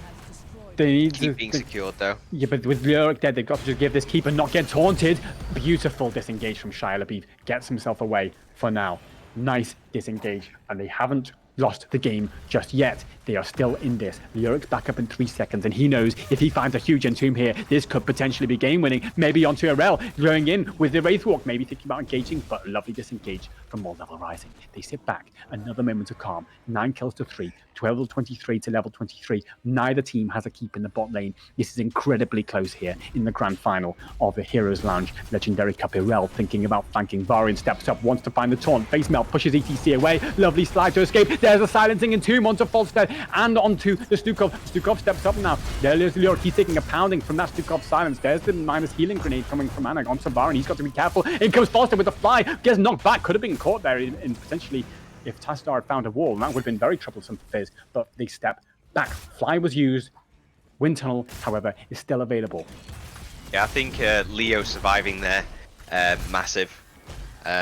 Albeit, you know, if you want somebody on your team to die, probably best it's going to be L.O.G.I.A. because at least he can still scout, still slow, and come back on, not just respawn faster, but respawn on the map, rather than having to use that additional time to rotate from the core. Yeah, and in potentially just threaten to respawn with a silencing entomb, and that's something that they've got to be very, very afraid of on the side of Mod Level Rising. I love this Siege Camp steal, though, picked up nicely here by L.O.G.I.A. The bottom camp is not up for another 3 minutes. They won't be able to control that, or the Siege Camp that was just stolen off them, but that will be pressure on the core, and that will allow them to create a bit of space, maybe even to get control of these shrines. So I think what we're just going to find here for the next minute or so is going to be ring around the rosies, red, blue, top, bottom. Which again, you can kind of appreciate each team is going to wait for the other one to make a mistake. Essentially, Falstad on the global now is huge. So you've got both lanes kind of balanced with their catapults on each side, but Falstad able to clear a catapult or two and then fly back in as needed. Yeah, but don't forget that fly has a decent cast time and a flight time, and that could be enough time, because with some of the silencing entombs we've seen, that could be enough time just to get a kill onto our frontliner by L.O.G.I.A. if they can find it, if they can sniff where Falstead is, how long his flight time will be. There's a lot of calculation that has to go in, and this is why this is incredibly high-level Heroes of the Storm, and it's on the edge, it's on the precipice, level 24 apiece, and we're only in Game 2 of this best-of-5 series, ladies and gentlemen, and the pressure is mounting. Neither team wants to make a misstep. Neither team wants to throw away their Legendary Cup chances. ETC stepping up, trying to create a bit of space, doesn't want to take that leaning orb because doesn't want to fall too low. Nita Neo tops him up safely, keeps that ETC healthy, but of course the orb is still being reset. They want to control this shrine because that means that will create so much pressure against Mod Level Rising, who do not have control of that top shrine. Look where Falstad is yet. Just while that was going on, there's a nice little sneak there. I think his idea was if anyone steps into the shrine, the gust comes out and it will push the person in the shrine against the wall and everyone else away and just completely isolate them. Really nice calculation there from Fizz, but really, really good map awareness from L.O.G.I.A not to take the bite. Now, Irel going top wants to try to decap that top shrine and probably will be able to do it in time. But that means that maybe there's a chance to force in the mid lane. Eater steps up, thinking about the silencing and Tomb. Might try to cap the dragon. No, Irel decaps in time. And yet again, there's no Dragon Knight secured as we enter the 28th minute of this Dragon.Shire match. Yeah, and again, so both teams say just rotating top and bottom. Although it looks like Varian might be looking to force something. Main combo comes out. There's the taunt onto ETC. There's the wall from Tassadar to try to stop the door. ETC has death metal. That's why he's going in. He's put the full marshal there. He's got death metal though onto Li Ming, but she's dodged it just in time, and that means the death metal is not hitting anybody. The wind tunnel was so huge and zoning everybody. They're going to start chasing onto Irel with this Twilight Archon nanoed as well, but it's not going to be enough. And ETC's dead. If there's a Dragon Knight here, it'll surely be game. In comes the Li Ming combination. Leoric dodges the Stukov silence with his Wraith Walk, and he's okay for now. But it's 5v4, and all abilities have now been reset. This is a terrible situation for L.O.G.I.A right now. Right at the bottom now. Oh, I thought Urel might have gone back to rotate for that. We have 2 giants and now 3 catapults building. That's for brutal. Falstad has and to half. It's 28 minutes. You might need to use Gust. He may well have to. They've cut through half that core in seconds. And by the way, that's why Greybeard is doing the bot camp and Tassadar's taking that bottom shrine in the meantime. Tassadar's just going to hide. I think he's going to hide in this camp because this camp is maybe their only chance. Anna's coming. If Mold sniff this out, then this is very bad for L.O.G.I.A. You need to be careful of taunt. I have to say, great play from Aether on the Leoric there. Just a zone. All he was doing there was saying, I know where the enemy team is. I'm just going to stand here and be a distraction. The problem is, now there's a chance at Dragon. Tassadar goes in, interrupts Falstad temporarily. Falstad steps back for now, uses the barrel to escape, has the shield.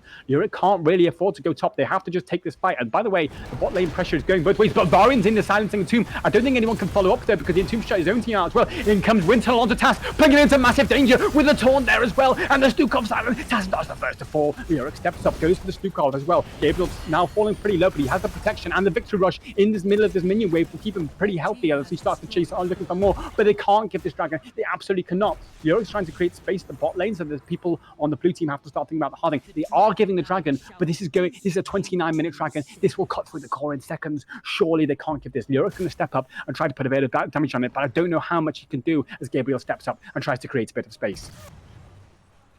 Yeah, so right now I can't see any way to defend this. I mean, the dragon is, what, 792 damage plus, what is it, 100% on structures, 150%?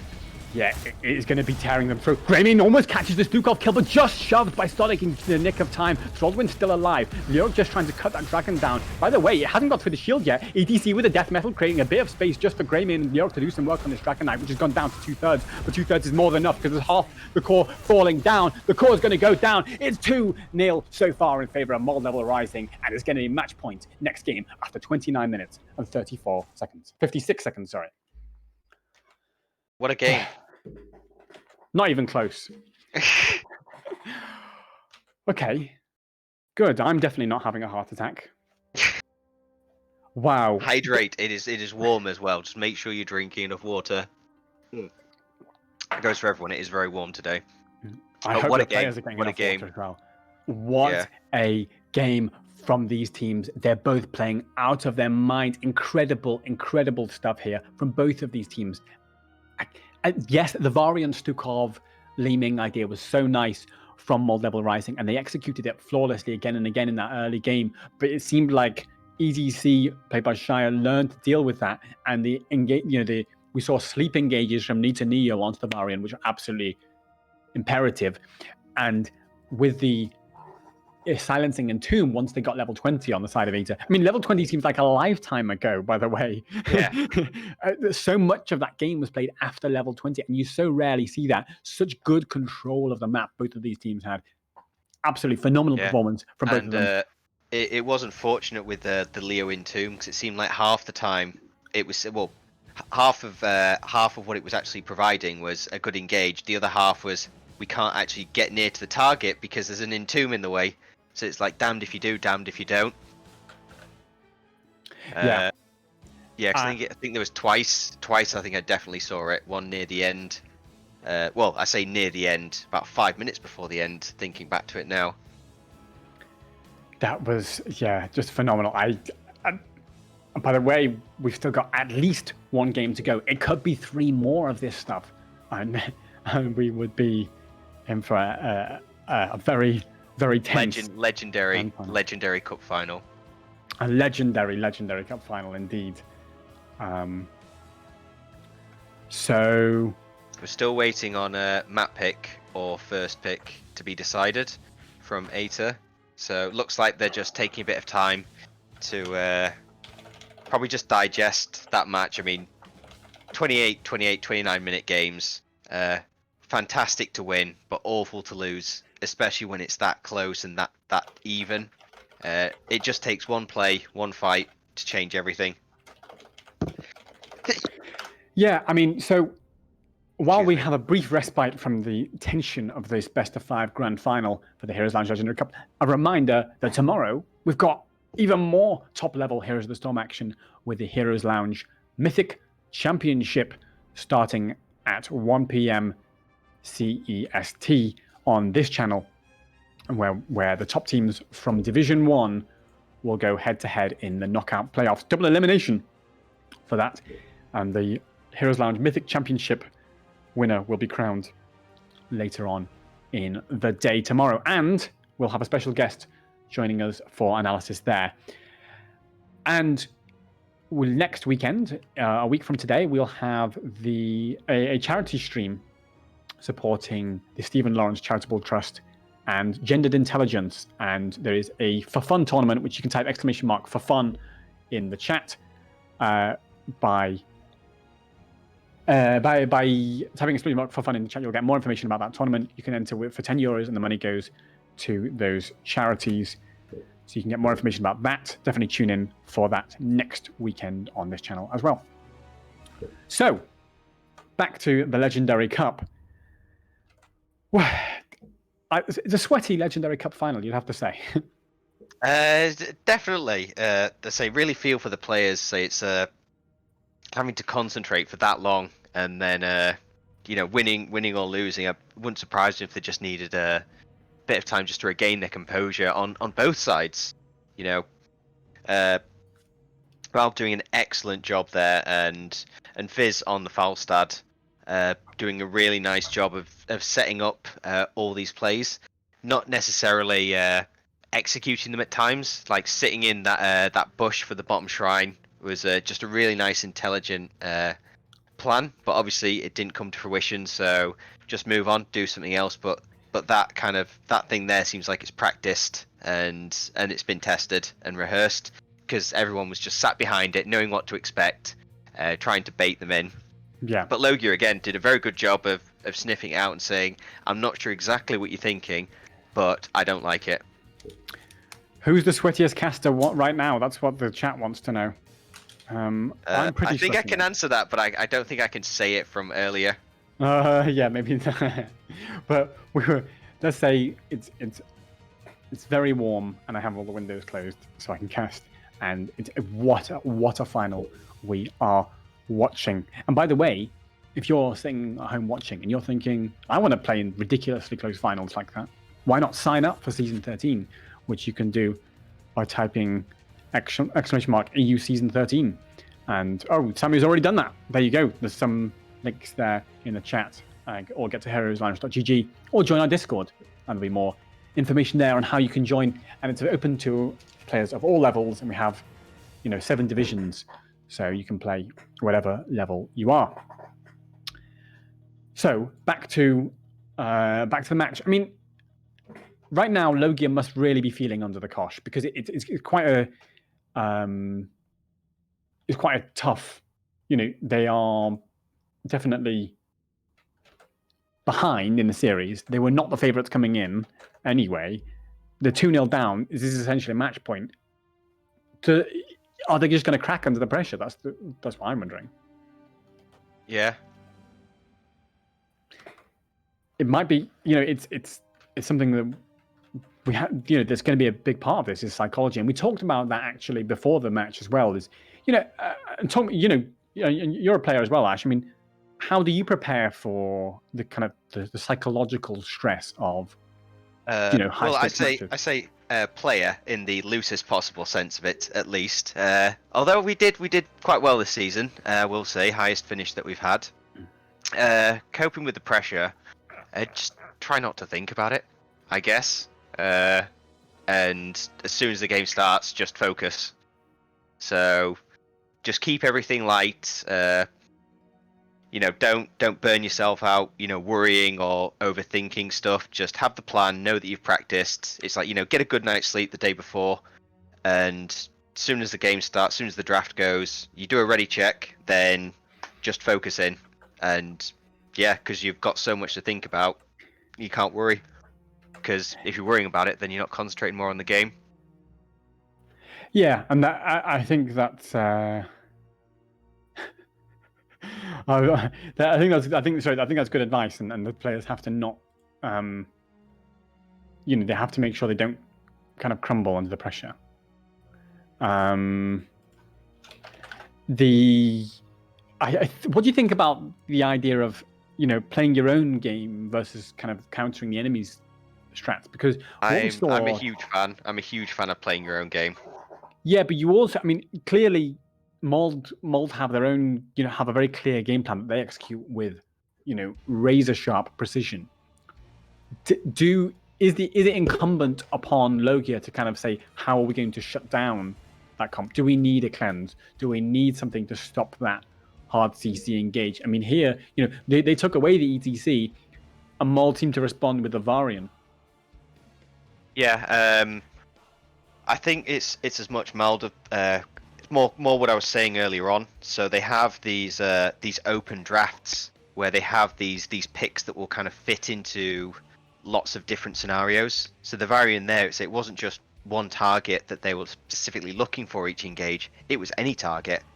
So again, something well practiced, well executed, and Logia say they played their own game. They played it well. I think Mold just had a bit better coordination and a slight draft advantage having the global, which was always going to be a bit of an issue going into, especially the later the game got and when the lanes were evened up at bottom. Yeah, that's the challenge I think that the Logia are going to face again as well. If they, I mean, that's the problem is how do they deal with that? Because we saw that I think banning the Medivh was very important for them in game number 2, and I think they have to ban that Medivh again because I don't think they had answers to Medivh in game number 1. So they've got to ban that Medivh again. Yeah, he's such a one-of-a-kind hero. I mean, obviously every hero is one of a kind to a certain extent, but there are some heroes like Medivh that a good player on it is so destructive and just ruins any kind of game plan. It's like, yeah, obviously play your own game if you can, but if you're going into a team that's kind of built around that everyone's used to playing with and so well coordinated and executed, it's incredibly difficult to do it unless you've practiced against it and drafted specifically against it. Again, that can paint you into a different hole, so it's you're damned if you do, you're damned if you don't. Best thing to do, ban it.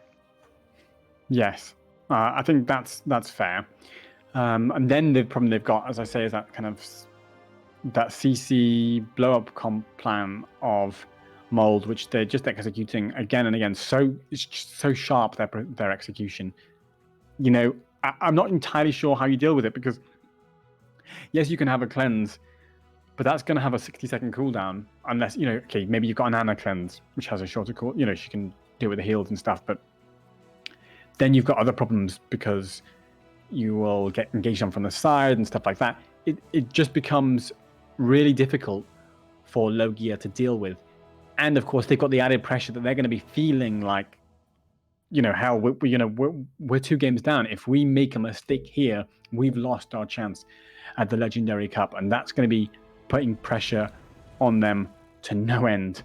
And we are just waiting for them to choose. So Logia have picked first pick for game number 3. And in the best of 5. immediate response to that was Towers of Doom pickup. So wasn't much thinking about that one. Towers of Boom, as it may also be known. Yeah, we know Moles love this map, and they practice it a lot, and they execute it well. And we've seen them execute it well twice today already. So L.O.G.I.A have really got to know what they're doing here if they are going to have the answers. They've gone for first pick, which means they may have better control of some elements of the draft. Maybe they're going to prioritize that ATC. Maybe they're going to make sure they have a cleanse to respond to ideas. Maybe they're going to make sure they have better double soaking potential. We saw Mustard earlier going for that Blaze for double soaking, which was really, really effective actually, with the auto attack Blaze, just double soaking like that. So there's a lot of different things that have to be considered, in one single pick effectively at the start of this draft. Yeah, and it's I mean, there's so much to think about, and unfortunately, you can't ban everything. I mean, even leaving an Abathur open on here, which is, quite a possibility, just might have to be let through. Because we saw them ban out the Rexar, I think, in the last one. Rexar being, not quite as good as he used to be on this map, but still quite a dominant force. You've got the likes of Zul, again, Urel was really well played, not being ganked, trying to open up the opportunity. I think Falster got one gank early game. There's so much stuff that happened in that half an hour. It's difficult to remember each part. But I don't think either team is going to be a lack of offlaners. It's just what they really don't want to play against. Well, let's see. We see Zeratul banned again. I think we may see Zeratul banned again, along with Medivh. Like, you could just ban Medivh Zeratul if you're on the side of L.O.G.I.A here, and then go for ATC first pick. Is that maybe their approach? Of course, it leaves open lots of different ideas coming out from Moles, but you can't ban everything. You've got to prioritize some things. There's the Medivh ban, which we expected. So there's Abathur banned again. Obviously, Abathur is solid on any map that is a map. Just creating these huge advantages by just being this global presence. The mines to interrupt rotations. So frustrating to play against Abathur. So no surprises on that ban. Anaban again coming out.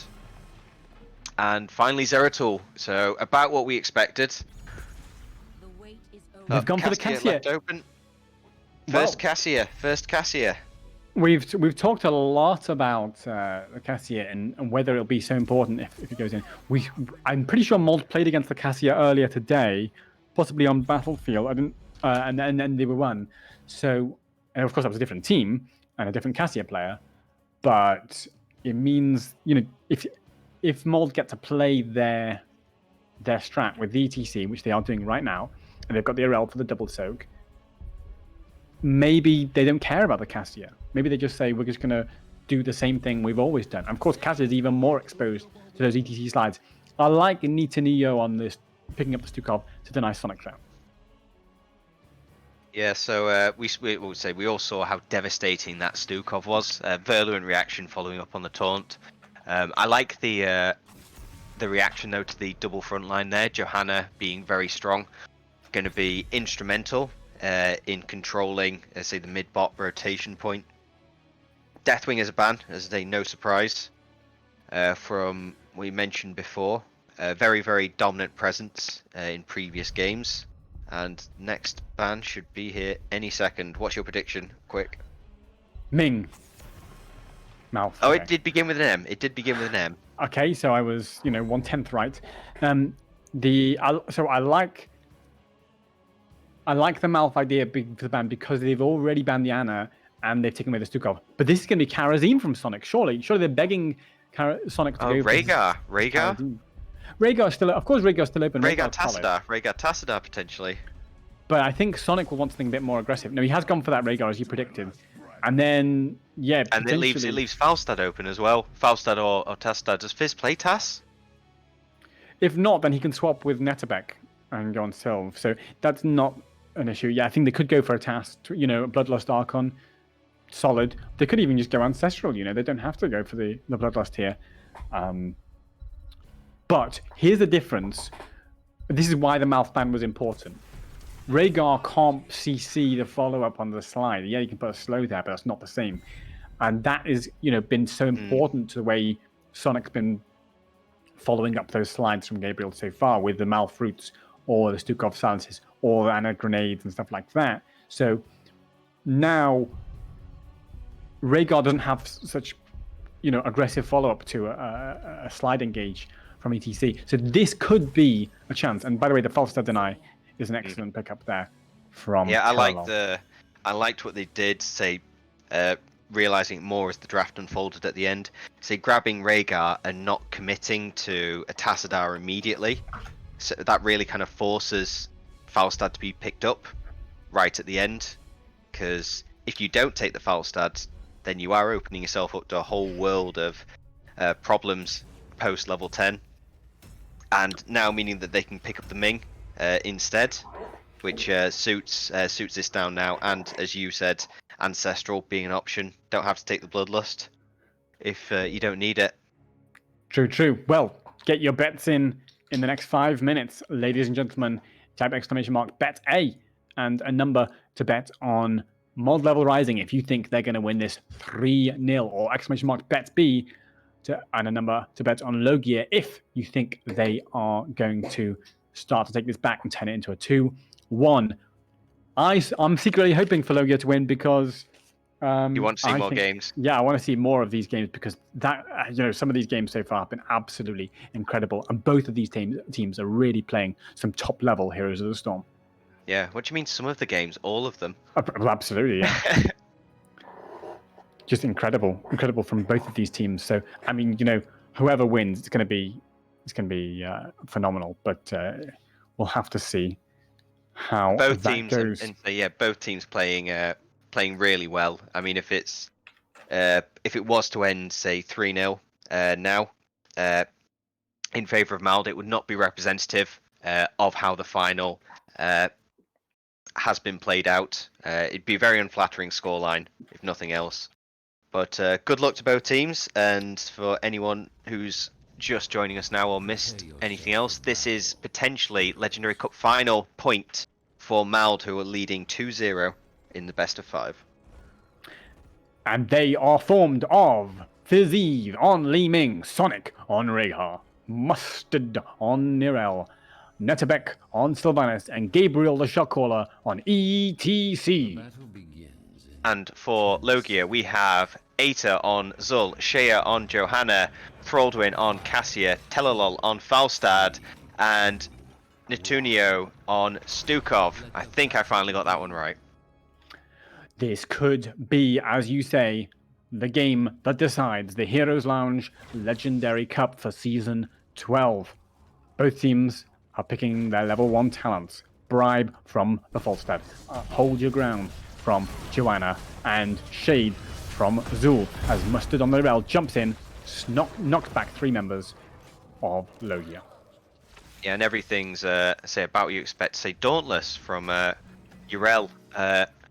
Think that used to be the meta pick. Oh no, it wasn't. Sorry, that one was the one after the change. Shows you how much I play Urel. Normal kind of setup we see here. We see L.O.G.I.A being very aggressive though. This is a bit more reminiscent to the game events against Band of Brewers when they were just looking to really pressure on those camps and make them force back and delay rotations as well. I really like it. I really like it from L.O.G.I.A.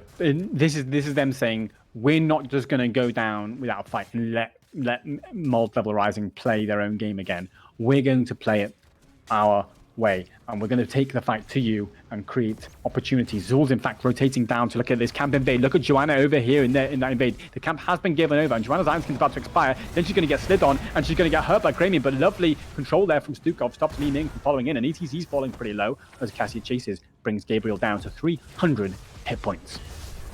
And the Urel peel there, so instrumental, and Urel not even really caring that there were 2 other heroes next to her. She just jumps into the minion wave, carries on as normal. Bottom we have a bit of a scrap going on, and just trading short cooldowns. Looking to score 2 sappers there. And I think this is a nice play from L.O.G.I.A. They're just going to allow one of the sappers in ultimately, but that's still a decent amount of tower damage, especially with the minions backing it up. As ETC soaks mid against Falstad, but obviously ETC is not going to compete in clear for that, and Zul's going to come and help Falstad clear presently. And it's great as well. The sapper actually hit the tower. I can't tell you the amount of times I've been frustrated when you have 3 sappers, you finally get them through, and they all go into the gate, and the gate doesn't even go down. Yeah. Zul may be going into the Tinder build here with the swipe. He has gone for the reduced cooldown on level 4. Then comes the engage onto ETC. Knockback perfectly timed from Gabriel. Just shuts down any of that engage idea. Yeah, and right now we have Sylve just kind of hovering in the middle, so it looks like we might have a contest for all 3 points. With Falstad's global as well there. Sylvanas will be able to jump across to get there, but it looks like they are going to trade top, and Sylvanas already moving down because obviously Falstad does have the global. Ming doing a great job of delaying. Falstad's trying now. Quite aggressively? No, he's falling behind his team, so that'll be okay. Safely. Now Joanna steps up, tries to hurt the Ming. The interrupt missed with Ming. And that's yeah. Nicely zoned there by L.O.G.I.A. Secures them a 1-altar lead. Now, okay, core health is not everything on Towers of Doom. It's a lot more about the map control and the XP. But I mean, like, tell that if you have like less than 0 health on it. Well, exactly. That's the thing. Is you eventually, over time, that will turn into an advantage. Look at the damage from Cassie onto ETC. Wow. Oh, as there was a gank onto Zul that we missed there from the Sylvanas. Yeah, it was just a nice kind of pincer that came through, just catching Zul out, and Johanna falling as well. Yeah, Mild saying, all right, we're a bit annoyed that we didn't get to altars there, so we're just going to take an advantage elsewhere. Yeah, and I really like that execution from them and the way they kind of fought on 2 fronts. And it seemed like Mold were better at fighting in 2 places at once than L.O.G.I.A were, and they had kind of better coordination on both sides. And kind of L.O.G.I.A kind of got split a bit. And it's something that can be a great strategy game against a team with one dominant shot caller.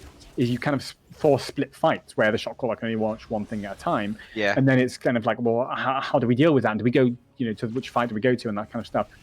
And here, Mold showed their adaptation, their ability to deal with that. So great play from them. Joanna gets CC. Press the Iron Skin, though, will be okay to step back for now. Iron Skin about to fade. And Li Ming, of course, resetting those orbs again and again. Nice play from Fizz. This time the orb doesn't quite connect. There is a route onto ETC, but it's cleansed. Cracking cleanse. Although I think it's kind of that fighting on 2 fronts, or having your team split into 2, goes slight hand in hand with all the Medivh play that they've shown, the experience they have. Fighting in between 2 portals. So I suppose it kind of makes sense that's more around the style that they use. But right now they're contesting. Katia taking a load of damage. Yeah, and Irel going to jump in and try to zone Mustard there with a sizable amount of knockback. But of course, Joanna had to use her Iron Skin as well to survive that onslaught. Now, I think they're going to have to give this altar because otherwise Joanna's going to have to walk into a world of hurt. Yeah, Zul's still at mid-top rotations. I think they were just trying to delay for as long as possible, get a bit more experience back. Yeah, and Zul with that full Tinder build, as I said, with the swipe, is just going to clear those waves pretty fast. Irel, though, because the wave was cleared so hard, it's just running to the tower. I think Irel will be able to kick up the XP because it stays around on the floor for quite a long time. And Urel then just noticing that the camp's been taken. Zul getting a tad low on mana. Has he got shield? He does. He does. So he will be fine to walk away from that. Yeah. Oh, as ETC slides in, thinking he was going to get 10. But they might be punishing ETC for that lovely condemn from Joanna. Ancestral just a little bit too late because he only just got level 10. You could tell he slam picked. The cleanse is just a little bit too late onto Fizz. But he survives. Wow. That was almost a double kill. Really nicely executed there from L.O.G.I.A, who thought that they were under pressure. Yeah, the cleanse, I thought it was just a touch too late, but it was actually kind of because it was after the Valkyrie, it just saved it from the follow-up damage from follow-up slows and CC from Joanna. So just about saved Ming as well. Although the Ancestral couldn't quite connect onto ETC. Yeah, I can imagine that was just unfortunate. It's just a fraction of a second between hitting that level 10, getting the ability, and pressing the button. so difficult. Iron Skin used, so that'll be another what 14, 12 seconds now till it's back. Yes, it's going to be back in 8 seconds from now. So yeah, the total cooldown of it is, I think, 20. But 20 and then it's reduced by 5. I think it might be 25 and then reduced by 5. So I think it's 20. But anyway, I don't know. But anyway, they're going to step up here. I think Ice Skin's back up now, so they can fight. There it is. Urel might be sneaking the mid objective. Can Zul get there in time? Yes, he can. Yes, just in time. Now Joanna has no Iron Skin to zone for a few more seconds, and bottom has been secured though by L.O.G.I.A. Now the question is, are they going to contest this mid? Joanna getting pinged for some great zone work. Steps up, wants to put a bit of pressure. There's the roots onto Urel, who has the absorb available, but Joanna stepping in. Iron Skin about to fade, but look at that CC onto Zul. The Gust a little bit too late to save the Zul, and he falls. So this next altar will go in favor of Zul being silenced just before that meant no Poison Nova. You could see him getting into the middle of everyone, waiting to press that button. Sylvanas Arrow says, nope, not today. Really, really well done. Really nice there from Mold Level Rising, and we know that they love these chain CC blow-up combos, and they are executing them again perfectly this time on Zul, and they are 3 kills to 1 so far. We are just going to get back to our faces. Yes,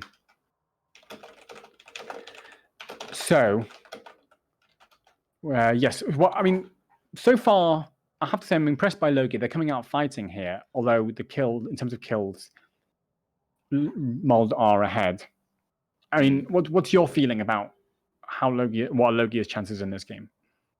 At the moment, I'd say quite good. It seems to be closer in a different way, that it's just a lot of back and forth. You know, there's a couple of kills here, a couple of kills there. Seems like Mal do have a nice bit of an advantage. I think the bottom wall is almost about to be opened. I think I can see from this pause here, Falstad is flying down just behind that wall. So it looks like they have to commit a lot to defend that. So if they get that wall down at this point in the game, probably more of an advantage to them, I'd say. What do you think? I mean, at the moment, it's hard to say. Mold seem to have the edge in total team fights, but it seems like L.O.G.I.A are good at slowing the pace down and finding individual picks at the moment. So I think we're all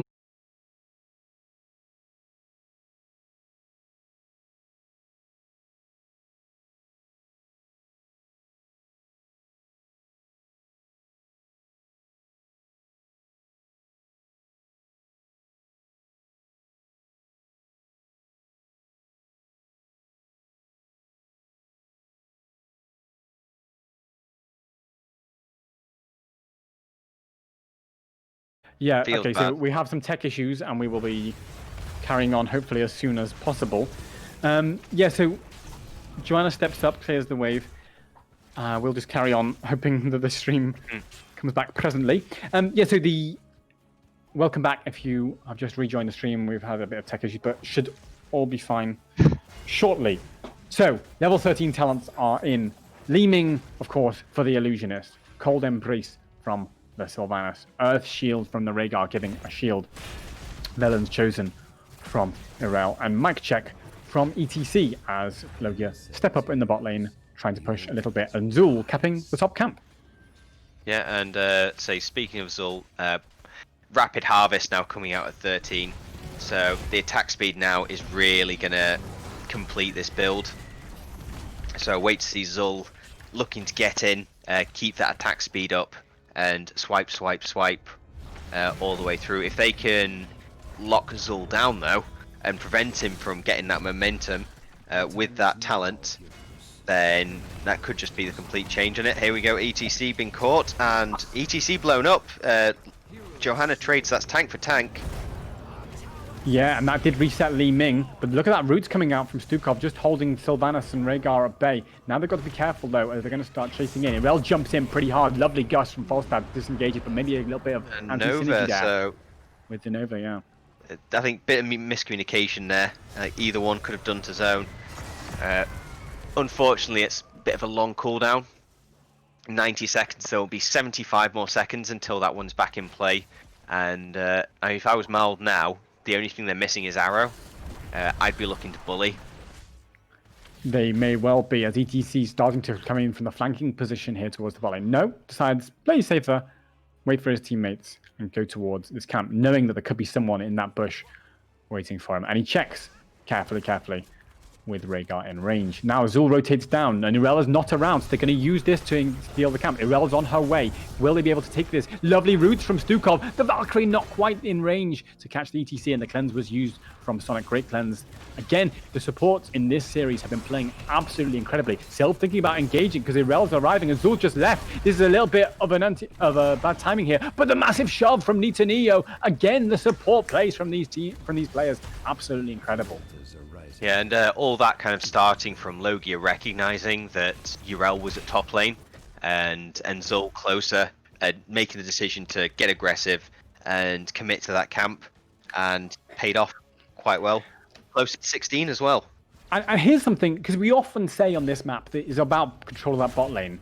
Oh, sorry, Joanna gets maybe engaged on here. The Anskin's about to fade, and when it does, there's going to be a potential slide. No, the turnaround roots from Stukov. The Ancestral has to be popped to keep ETC alive. And Gabriel, yes, he survives, but the Ancestral was used. That's absolutely huge. The best shield, of course, used in as well. In the slide is the Mosh Pit on 3, but the shove again denies from Nita Neo. Joanna presses the Iron Skin, might be able to get away with the help of Stukov here. Rhaegar's chasing. The doggy's hungry. The doggy wants to bite Joanna in the behind, and he has.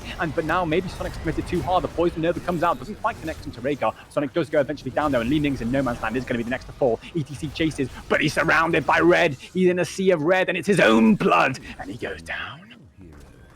Yeah, it was looking at the rest of the map then as the fight was splitting off into two. Look back to the right and I think, oh, there's red players where there shouldn't be. There's blue players where there shouldn't be over there.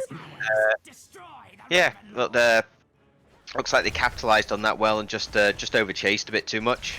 I mean, at the moment, I think this gives L.O.G.I.A the chance to take nice control of the board. Say next camp on bottom is, I see here, 35 seconds. Intelligent play as well, waiting to hold the shrine cap to guarantee the extra shot. I mean, all these points do add up. Yeah, and they're just starting to chip. Like, that's the thing is, you know, I was saying at the start, 4 core hit points doesn't mean much. Well, 4 core hit points when you've got 15 left starts to look like a lot. 5, in fact. Because that's going to be, you know, that was, you know, a quarter of their HP at the time. And now they've got control of this bot lane, and they're 2 levels up. They may just be playing for 20 here. And so the thing I was going to say before that fight kicked off, lovely. Only min caught, huge cleanse. Valkyrie onto ETC. The red Ancestral just about keeps Gabriel alive. Okay, I keep not getting a chance to give my analysis because this game is so intense, and they're constantly fighting. Brilliant play from both of these teams. I have to say the Cassie is absolutely phenomenal here with some of these Valkyries. What I was going to say is, normally we only talk about control of the bot lane, but Zul is out pushing Yrel gradually, and look how chipped down that mid lane is. Look at those top lane towers starting to take damage. And that means that eventually, if there's a fight won by L.O.G.I.A, and it's a big if they win a big fight, they could just take potentially just all, you know, they could 6 cap, or at least get all the, you know, the top and the bottom mid very easily. And yeah, of course, they're looking to get 3 in. Black arrows come out, just delaying the Sappers. Oh, ETC almost booped that into the death zone. I think, oh, is Zul going to fall to Yrel? No, he manages to get away. No, okay, Foster was flying to save Zul, but Zul just about survived on his own anyway. And now maybe Foster got to be careful he doesn't get jumped on by Yrel and the Sylvanas as well. L.O.G.I.A got to be careful. The Valkyrie's pulling people in, but there's no Foster there. The Mosh Pit denied by the running away. Brilliant play. The Gust there just to keep people off. Joanna, who's falling a bit low with no Iron Skin. There's the Stukov heal. That will keep Shea alive pretty well for now. And that's a lovely disengage from L.O.G.I.A. So here I'd like to see Mald contest on the right. So they had an idea of where they chased them to at bot lane. So I would have liked to have seen them cap their own first, I think. But it looks like just going to hard commit before the 20. Like, they know they have to fight now, or this game is looking like it's L.O.G.I.A's. Johanna very, very low, though. Iron Skin almost down. I think Loki could just give this. They'd only lose 6. They'd only lose 6 core hit points. It's not that much. And anyway, they could get 20. And goes ETC. The Poison Nova's come out, doing quite a lot of work. The Ancestrals on ETC kept him alive. Joanna's fallen though. Zul's the next to fall. That's 2 kills in a row. And Li Ming's been reset. Already 2 kills. And now Loki just needs to back off. Give this away. I think maybe they should have given it away as soon as Joanna fell so low with the Iron Skin, as she already did. And they need to not be overextending here. They just need to just wait for 20. You can give 6 core hit points. It's not the end of the world. They could even have got their camp in that time and put more core pressure, as Falstad's now thinking about doing, and they will be able to do it whilst Mod Level Rising secure the boss. Yeah, so looking at the, let's say the 6 points, just giving that, say if they'd have taken that camp, they'd have threatened 3 points on the core anyway. So, 3 points for them at this stage, as opposed to, it's going to be 6, it's going to be 10 now with the boss. Yeah. Well, it wouldn't have been, but they wouldn't have been able to get the boss if they had. Oh, yes, yeah. Yeah, so, and now they would have had the level 20 a little bit sooner. Okay, of course, hindsight is 2020, as they say. And I have to say, hindsight's still looking 1920 at the moment.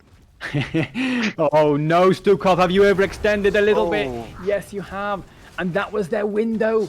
That was the window of 20 advantage for L.O.G.I.A, and maybe just a little bit of pressure, a little bit of greed trying to control that bot lane. Now they'll get the mid back, but then that's just going to be an easy decap for Mod Level Rising. And of course, they'll get themselves level 20, and suddenly there's a window of opportunity opening wide in favor of Mod Level Rising.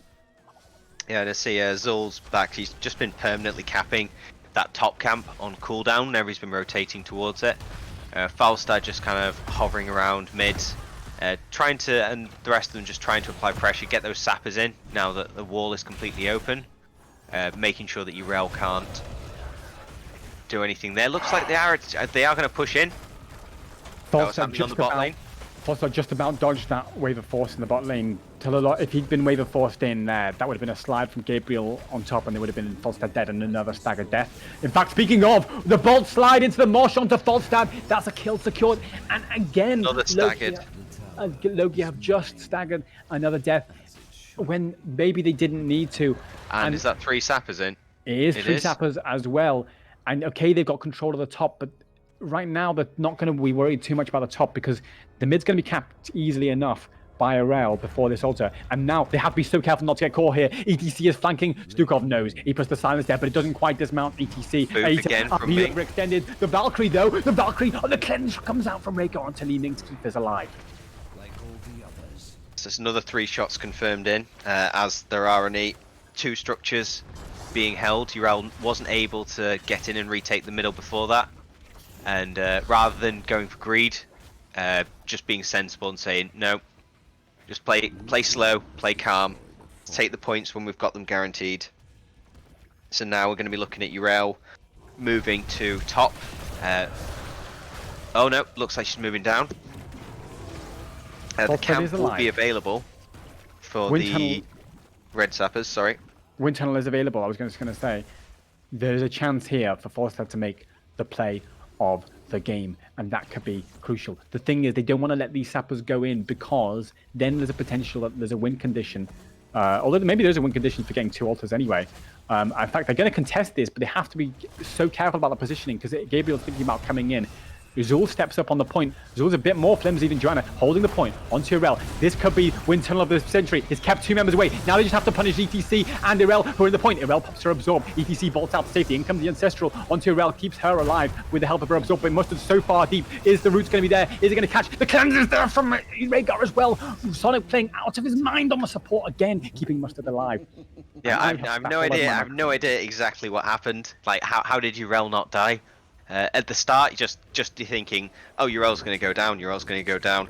Ancestral comes out, ult comes out, and they're perfectly overlapped. They're not overlapping at all. They're just perfectly synchronized, one after the other, making sure they maximize both abilities. There's still 1 ult available, and that's Stukov shove, but the Wailing Arrow and the Mosh Pit are still up for Mod Level Rising. This is a really tough situation. Now, Gabriel stepping up onto Joanna, who's got no Iron Skin left, zoning the Joanna completely out. 1 altar traded apiece. So that means 10 points left for Mold and 5 left for L.O.G.I.A. This is an incredibly close game 3 in this best of 5 grand final. If Mold Level Rising win this, they are the Legendary Cup champions, and they're only 5 core hit points away from doing that.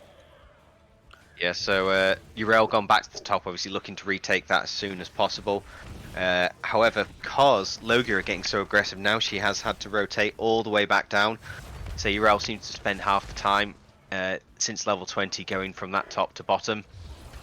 And that could just be part of L.O.G.I.A's plan, is just to make Uriel, not allow Uriel even, to retake that top tower. And seems to be doing quite a good job of it, if that's what they are aiming to do. I'll tell you why that's so pivotal, is because that means that next altars are not a win condition. Like, one altar is not a win condition for Mold right now.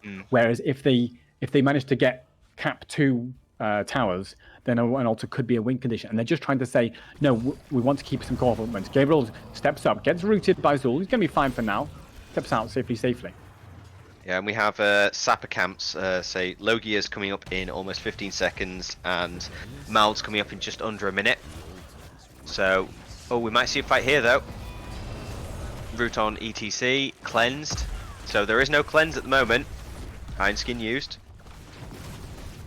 Yeah, Blessed here's the out. Valkyrie onto ETC. Can they blow up Gabriel? No, there's the Ancestral. Keeps Gabriel fully alive. But there's the Windhold separating his teammates away from him. Maybe they can punish the ETC with a minus 75% healing from Zul, but it's just not enough for now. And ETC gets away to safety with the help of that Bolt. So, Mosh Pit's still alive. Bolstad immediately flies up to the ult, but I don't think he's going to be able to cap it before Sylvanus alive. Sylvanus already rotating up there as partway through that fight went. And that damage out on Falstad, ridiculous. Stukov able to top it up though quite nicely.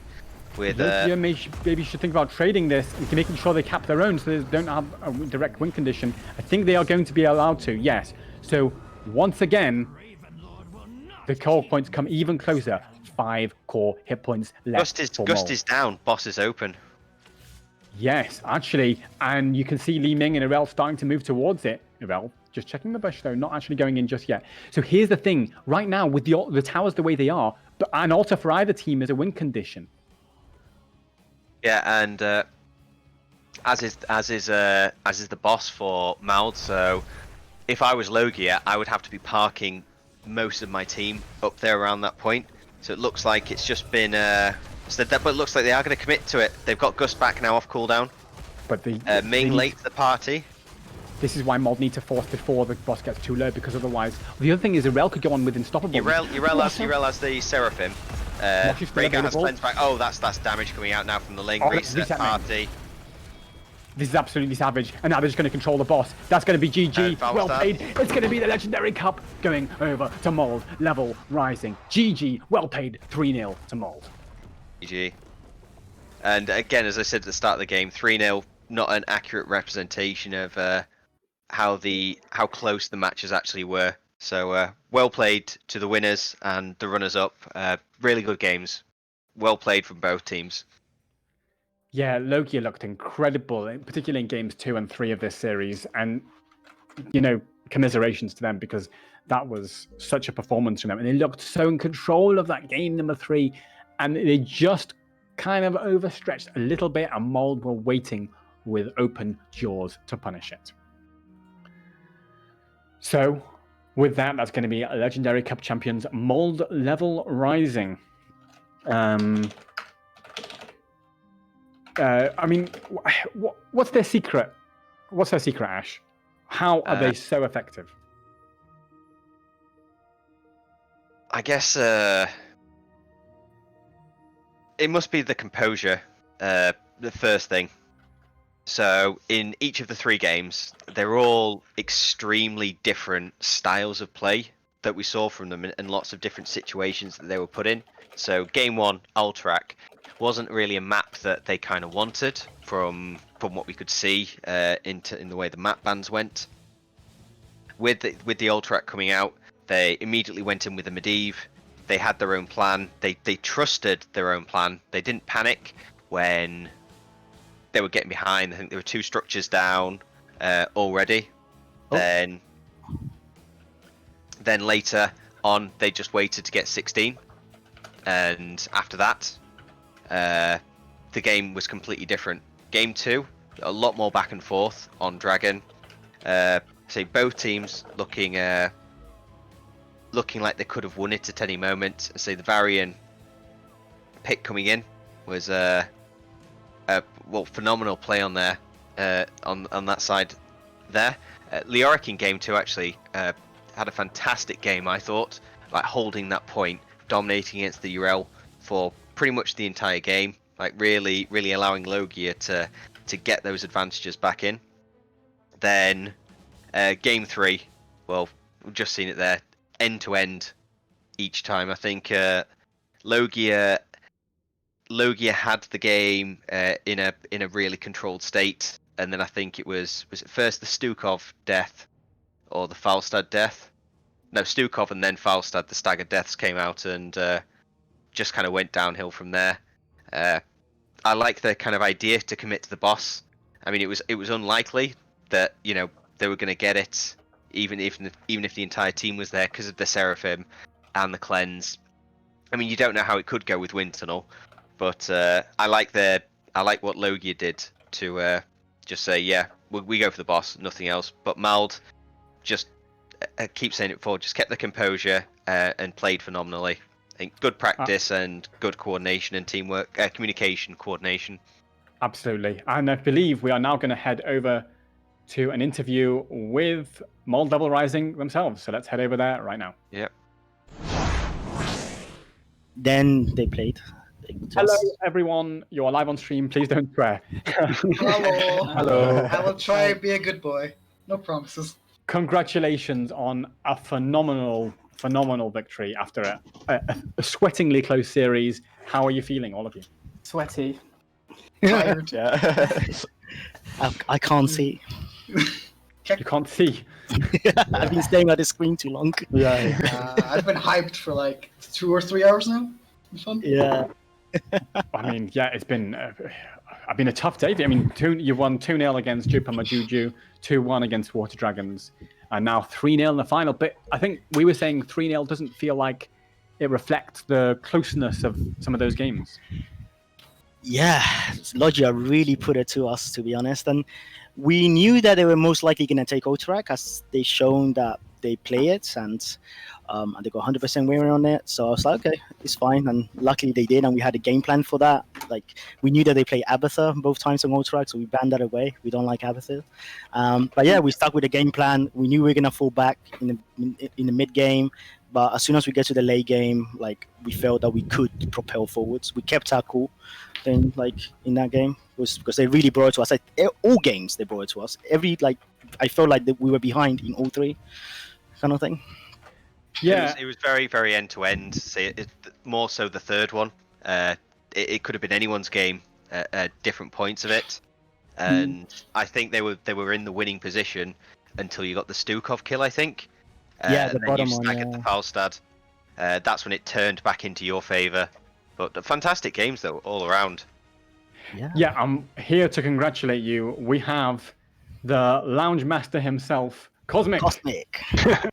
Good evening yet again, and of course, a huge congratulations as well. You know, I always love these finals on Towers of Doom. It makes for such a gripping, sometimes final game in order to do that, and it was really give or take. I was on the edge of my seat, I have to tell you, at the end of that series for sure. But there does have to be just one winner, so huge congratulations to you. But you know, with any of these things, it's been a long day, not just for you, but for your opponents as well. And I think, you know, we should give a huge shout out to L.O.G.I.A for the amazing effort they showed. I mean, as Karis has said, it was 3-0, but I don't think that reflects how close some of those games were, and I don't think there could have been a more suiting way to finish that series off as well. But huge congratulations to you. Thank you very much. Mold Level Rising. And with that, you may or may not be aware, but with your victory here in seasons 12 Legendary Cup, you claim yourself the finest quality plastic that Heroes Lounge money can buy. What I live for. I wake up thinking about that. Exactly.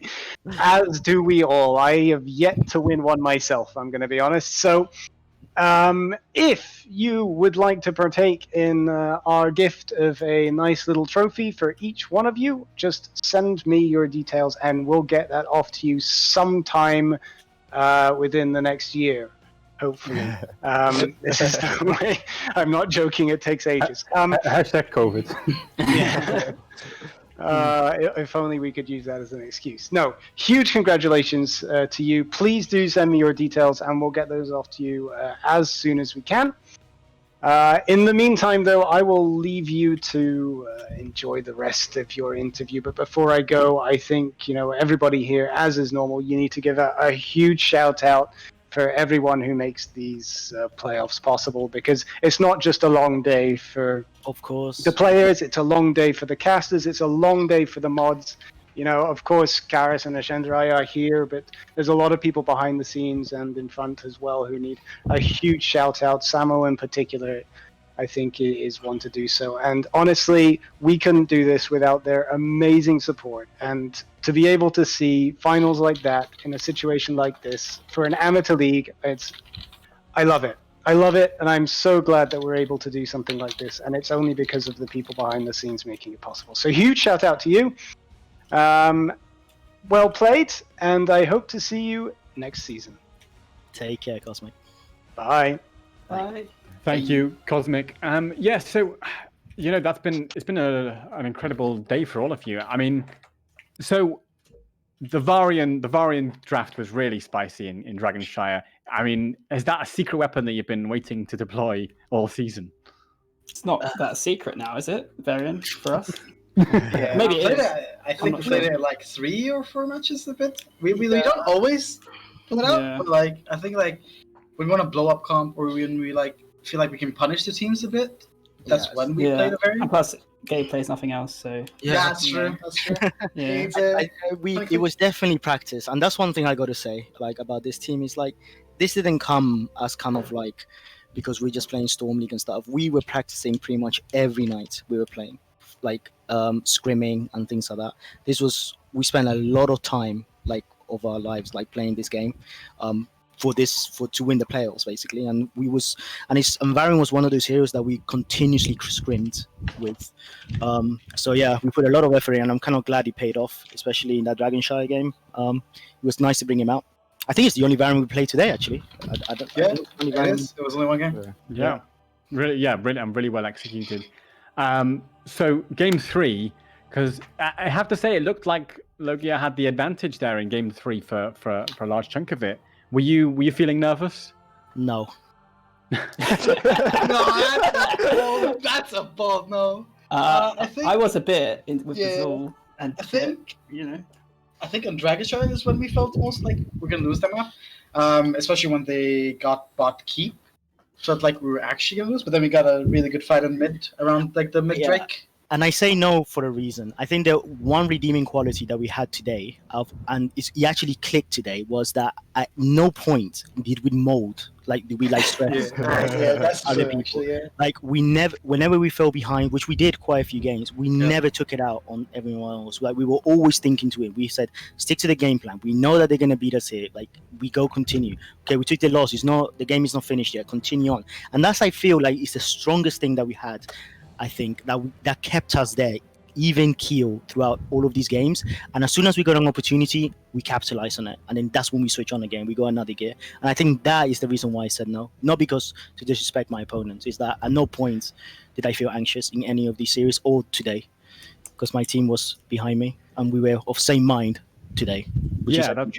That's really a crucial part, of course, of why you've won. And is that because of all the practice you've done as a team that allows you to bond together? Yeah.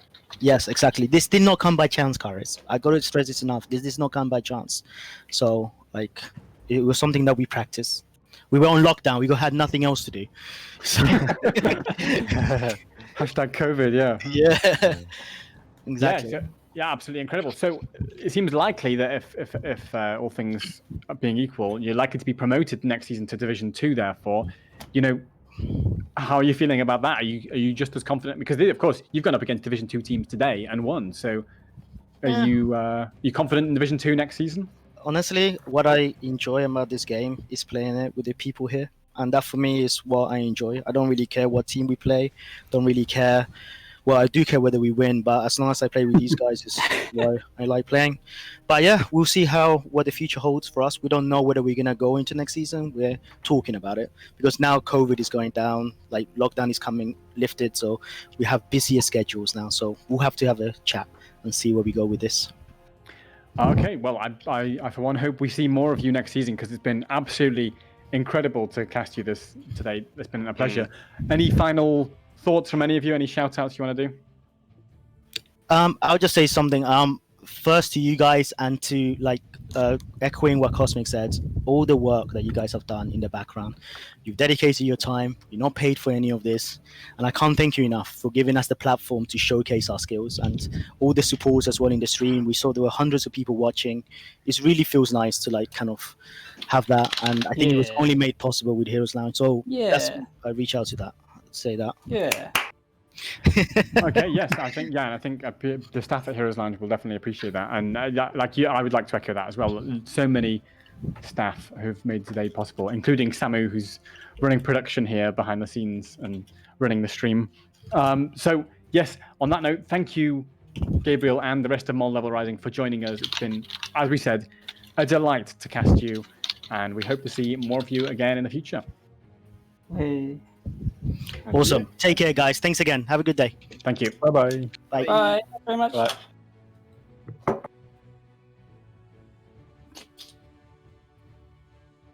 So that concludes the Heroes Lounge Legendary Cup. Ash, it's been an incredible day, hasn't it? Yes, definitely. Every team that's competed, every game has been stellar, and I say there's been a couple of unexpected results, but I think all in all, the best team won in the end.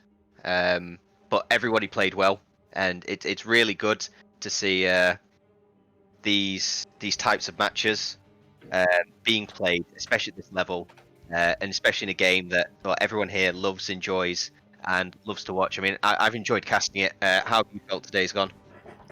I have to say it's been a sheer delight. I mean, that grand final in particular, I have spat so much in my microphone in some of those fights because of how tense they go. It's been, really, really incredible. And I have to say, I have to echo once again what Cosmic said. We have to thank everyone who works behind the scenes of Heroes Lounge. The moderators who've been helping out today, who've done a fantastic job in just keeping teams together, keeping things smoothly, and of course throughout the season as well, they kept it running smoothly. And Samu, of course, who we mentioned, has been running production, and the casters earlier today. We had Dentro and Yosh on Lounge 2, and Sid and Hat here on Lounge 1. So it's been, an incredible collaborative effort from everyone, and that's what Heroes Lounge to me is all about, and it's been absolutely sensational. Definitely. So I think with that brings today to a close. So don't forget that there's tomorrow, there's the Heroes Lounge Mythic Championship. We kick off all over again at 1 p.m. CEST for the teams from Division 1, the top 6 teams, in fact, as they go head-to-head in a double elimination tournament where they will decide the Heroes Lounge Mythic Champion. And next weekend, we have our charity stream on Saturday, the August the 8th, for which there's a for fun tournament, which you can find out more about on heroeslounge.gg. But from me and Ash for today, it's all for now. We're going to raid you over to X-Ray, who, by the way, will be playing in tomorrow's Mythic Championship. So go and check X-Ray out. But from all of us here at Heroes Lounge, for tonight, it's good night.